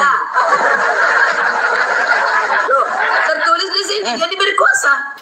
Ya dia diberi kuasa, tapi dia bilang dia nggak bisa berbuat apa-apa dari dirinya sendiri. Sumbernya dari apa Pak? Berarti bukan kuasanya Yesus. Kuasa apa? Tadi kata Ibu Yesus berkuasa, tapi Yesus mengaku dia tidak berkuasa, dia tidak dapat berbuat apa-apa gitu. Bisa bermata dua. Yesus diberi kuasa di bumi dan di surga, tapi Yesus dengan rendah hati mengatakan, aku tidak bisa berbuat apa-apa kecuali dari Bapa. Memang itu kuasa itu datangnya dari Bapa. Ya iya, berarti Yesusnya tidak berkuasa kan? Dia tidak maha kuasa tapi berkuasa. Iya, Yesus tidak maha kuasa kan? Ya udah gitu, Bapa yang berkuasa, bukan Yesusnya yang berkuasa. Bapa maha kuasa, Yesus berkuasa. Maha itu, maha kuasa adalah Bapa di surga. Yesus itu berkuasa di bumi dan di surga. Diberi. Lalu mau kayak gimana? Kita mau tabrak ya Yohanes 5:30 tadi. Dia ngomong, aku tidak dapat berbuat apa-apa dari diriku sendiri. Ya kan kayak gitu. Aku menghakimi sesuai dengan apa yang aku dengar, dan penghakimanku adil. Kan kayak gitu. Itu suatu kerendahan hati. Iya. Makanya dia kagak ada kuasanya di bumi ini. Kenapa nggak ada? Buktinya bisa menghidupkan orang mati. Ya, itu dari Bapaknya. Mukjizat dari Tuhannya. Aduh. Ya iyalah Pak Ustadz, dari Bapaknya lah kuasanya. Kalau ada anak Pak Ustadz beri kuasa. Nah, anakku, nanti ini mobil ini kamu bengkel ke sana. Ya udah. Sama tukang bengkel. Pak, ini ada kuasa nggak anak itu? Bapak memberi kuasa. Pak Ustadz memberi kuasa kepada anak Bapak membengkelkan mobil. Nah, datang orang itu, anaknya itu kan kuasa. Makanya sekarang ini ada surat kuasa, Pak. Surat kuasa. Yesus diberi kuasa. Iya. Bu, gitu. Jadi saya pemilik rumah ya, tapi saya pesan kepada anak saya ya, ini kunci rumah. Kamu berkuasa di rumah ini. Rumah itu apakah menjadi anak saya atau? Iya, kalau ada orang lain. Rumah itu menjadi milik anak saya atau bukan? Bukan pemilik. Ya, Bapak lah pemilik. Bukan kan? Semesta. Saya kan pemiliknya. Ya udah, berarti kagak berkuasa dia, cuma pegang kunci aja. Kita kan bahas kuasa, Pak Ustadz. Ustadz yang baik. Kita membicarakan masalah kuasa, bukan masalah owner kepemilikan. Kepemilikan itu tetap Bapak yang di surga. Itu. Lalu saya salahkah saya menuhankan yang punya kuasa di bumi ini dan di surga? Nggak salah. Teman-teman yang di bawah salahkah? Nggak salah. Pakai materai pula nanti Bu, pakai materai. Saya sendiri udah ditembus dosa saya, ya wajar saya Tuhan. Nanti saya minta stempelnya mana? Ayo. Ustaz, saya sedikit lagi. Apa? Itu adalah meterai kepada setiap orang. Setiap manusia dimeterai oleh Tuhan. Ada meterai. Meterai itulah sebagai tanda keselamatan bagi setiap orang. Iya, materainya itu hanya untuk orang Yahudi, nggak ada untuk orang Kristen. Hanya 144.000 yang dapat materai itu. Itu Pak Ustaz, 144.000 dengan yang bersama termasuk Pak Ustadz PI. Kalau Pak Ustadz mau menerima Yesus adalah juru selamat. Amin. Ada. Gak usah memaksakan Bu, ya ajaran dari Yesus gitu. Ikutilah Yesus ya, pesan saya. Ikuti apa yang dikatakan oleh Yesus, bukan dari kata-kata orang lain atau kesaksian orang lain yang ada di kitab Anda. Yesus itu orang benar Bu. Kalaunya kita tarik lurus saja gitu ya Bu ya, ajaran Yesus dengan ajaran Islam itu tidak bertabrakan. Jujur Pak, nggak ada bertabrakan. Amin. Amin Pak Ustaz. Nggak bertabrakan. Contoh gini ya Bu ya, Yesus menegakkan hukum Taurat kata Yesus kan gitu ya. Nah, selama langit dan bumi ada, hukum Taurat itu tidak dapat ditiadakan. Betul? Nah, ini dipelihara di Al-Qur'an. Nggak masalah bagi kami. Habis itu Bu, ya Yesus setelah dia disalib katanya, dia bangkit, tapi dia dikapani, kan gitu, dikapani, nggak ada pakai jas, gitu. Terus kita udah bentar, Yesus disunat hari ke-8. Umat Islam juga sunat, kan nggak bertentangan dengan Islam. Terus Yesus tidak pernah mencontohkan makan babi, nggak pernah. Ya. Iya. Saya nggak makan babi Pak. Ya makanya saya pun juga kagak makan babi gitu. Nggak bertentangan ajaran Yesus itu kalau asli dari Yesusnya sendiri. Terus Yesus bilang sembahlah Allah. Dan kepada dia saja engkau berbakti gitu. Maka umat Islam pun juga menyembah Allah gitu. Betul Pak. Kalau tegak lurus tidak ada masalah ajaran Yesus itu. Yesus berkata aku dari Bani Israel. Ada tuh ayatnya di Quran juga. Quran surah Ali Imran ayat 49. Wa rasulan ila Bani Israel. Aku diutus hanya untuk Bani Israel. Di Matius 10 nomor 5 sampai 6. Ya, dia melarang ajarannya dibawa keluar Yahudi. Gitu, nggak ada bertabrakan dengan Islam. Kalaunya kita lihat contoh dari Yesusnya, Yesus berdoa dengan cara bersujud di Taman Getsemani, kan gitu. Ya, kan? maka umat Muslim pun juga menirunya gitu, sujud dan berdoa. Nggak ada jingkrak pakai diskotik, waduh. Jingkrak pakai dugem gitu. Yesus ngajarin kayak gitu. Itu antikristus itu. Nggak ada. Yang anehnya, yang lucunya Bani Indonesia ikut-ikutan gitu. Bani Indonesia ikut-ikutan. Ya betul Pak Ustaz. Jadi nggak salah dari Kristen itu sendirilah antikristus gitu. Bukan dari luar. Sepakat lah kalau yang itu ya antikristus. Maka ikuti Yesus, bukan ikuti kata orang Bu. Yesus tidak pertama gini, saya bantah dulu ya. Saya membantah. Yesus tidak kenal Kristen. Yesus tidak pernah mengucapkan Kristen. Yesus tidak pernah mengajarkan Kristen, dan Yesus tidak pernah menyuruh Anda jadi Kristen. Oke. Sebaliknya Pak Ustaz. Kita Kristen hanya mengikuti, Yesus tidak mengenal. Kita mengikuti sifatnya, mengikuti hukumnya, mengikuti seperti apa sifat Yesus. Makanya Kristen itu pengikut Kristus. Bukan Yesus mengikuti kita yang mengikuti dia. Bukan Bu, Kristen itu bukan pengikut Yesus, penyembah Yesus. Kristen itu mana ada Kristen pengikut Yesus. Kristen itu penyembah Yesus. Dan Yesus berkata, inilah doamu, Bapa kami yang di sorga, dikuduskanlah namamu, ya kan?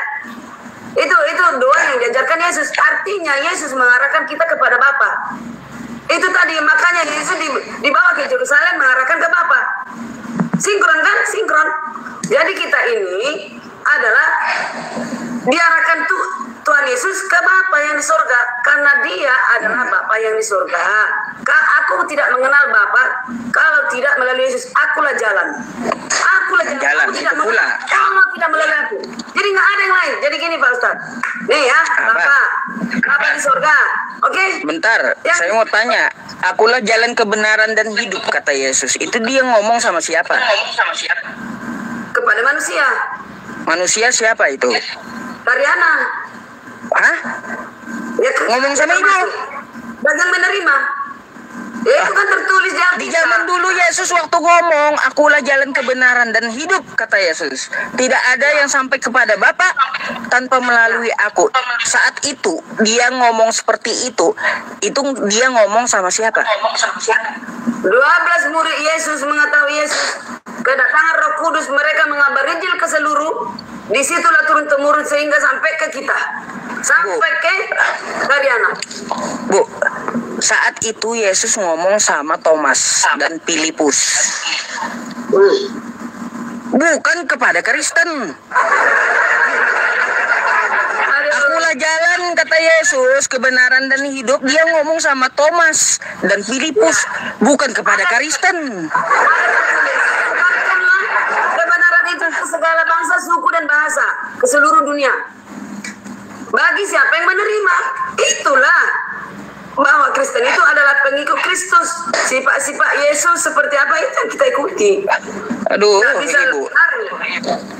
Bu, makanya dia ngotot ya, Yesus ini ngotot dia diutus hanya untuk Israel. Bahkan ya sorry banget nih Bu Mana ya. dalilnya? Di mana dalilnya? Hanya untuk Israel. Nggak ada. Nih saya tampilkan sama Anda ya. Saya tampilkan di layar. Ada dua saya tunjukkan. Yesus itu ajarannya dia melarang untuk dikeluarkan dari Israel, dari Yahudi. Nih bentar, saya ini Ibu Menteri Keuangan ini ya biar sadar gitu ya.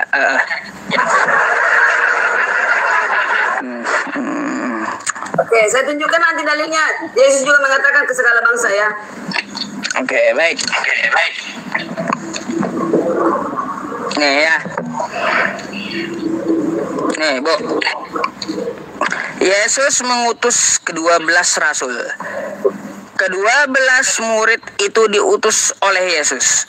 Dan ia berpesan kepada mereka, Ya. janganlah kamu menyimpang ke jalan bangsa lain. Nah, diperingatinya ya, atau ke dalam kota orang Samaria. Melainkan pergilah kepada domba-domba yang hilang dari umat Israel. Ya. Umat Israel sudah digaris bawahi Yesus, sudah dikasih benang merah, kagak boleh ajaran dia dikeluarkan dari umat Israel. Lalu di sini Bu, nih, coba kita lihat lagi satu ayat lagi ya. Di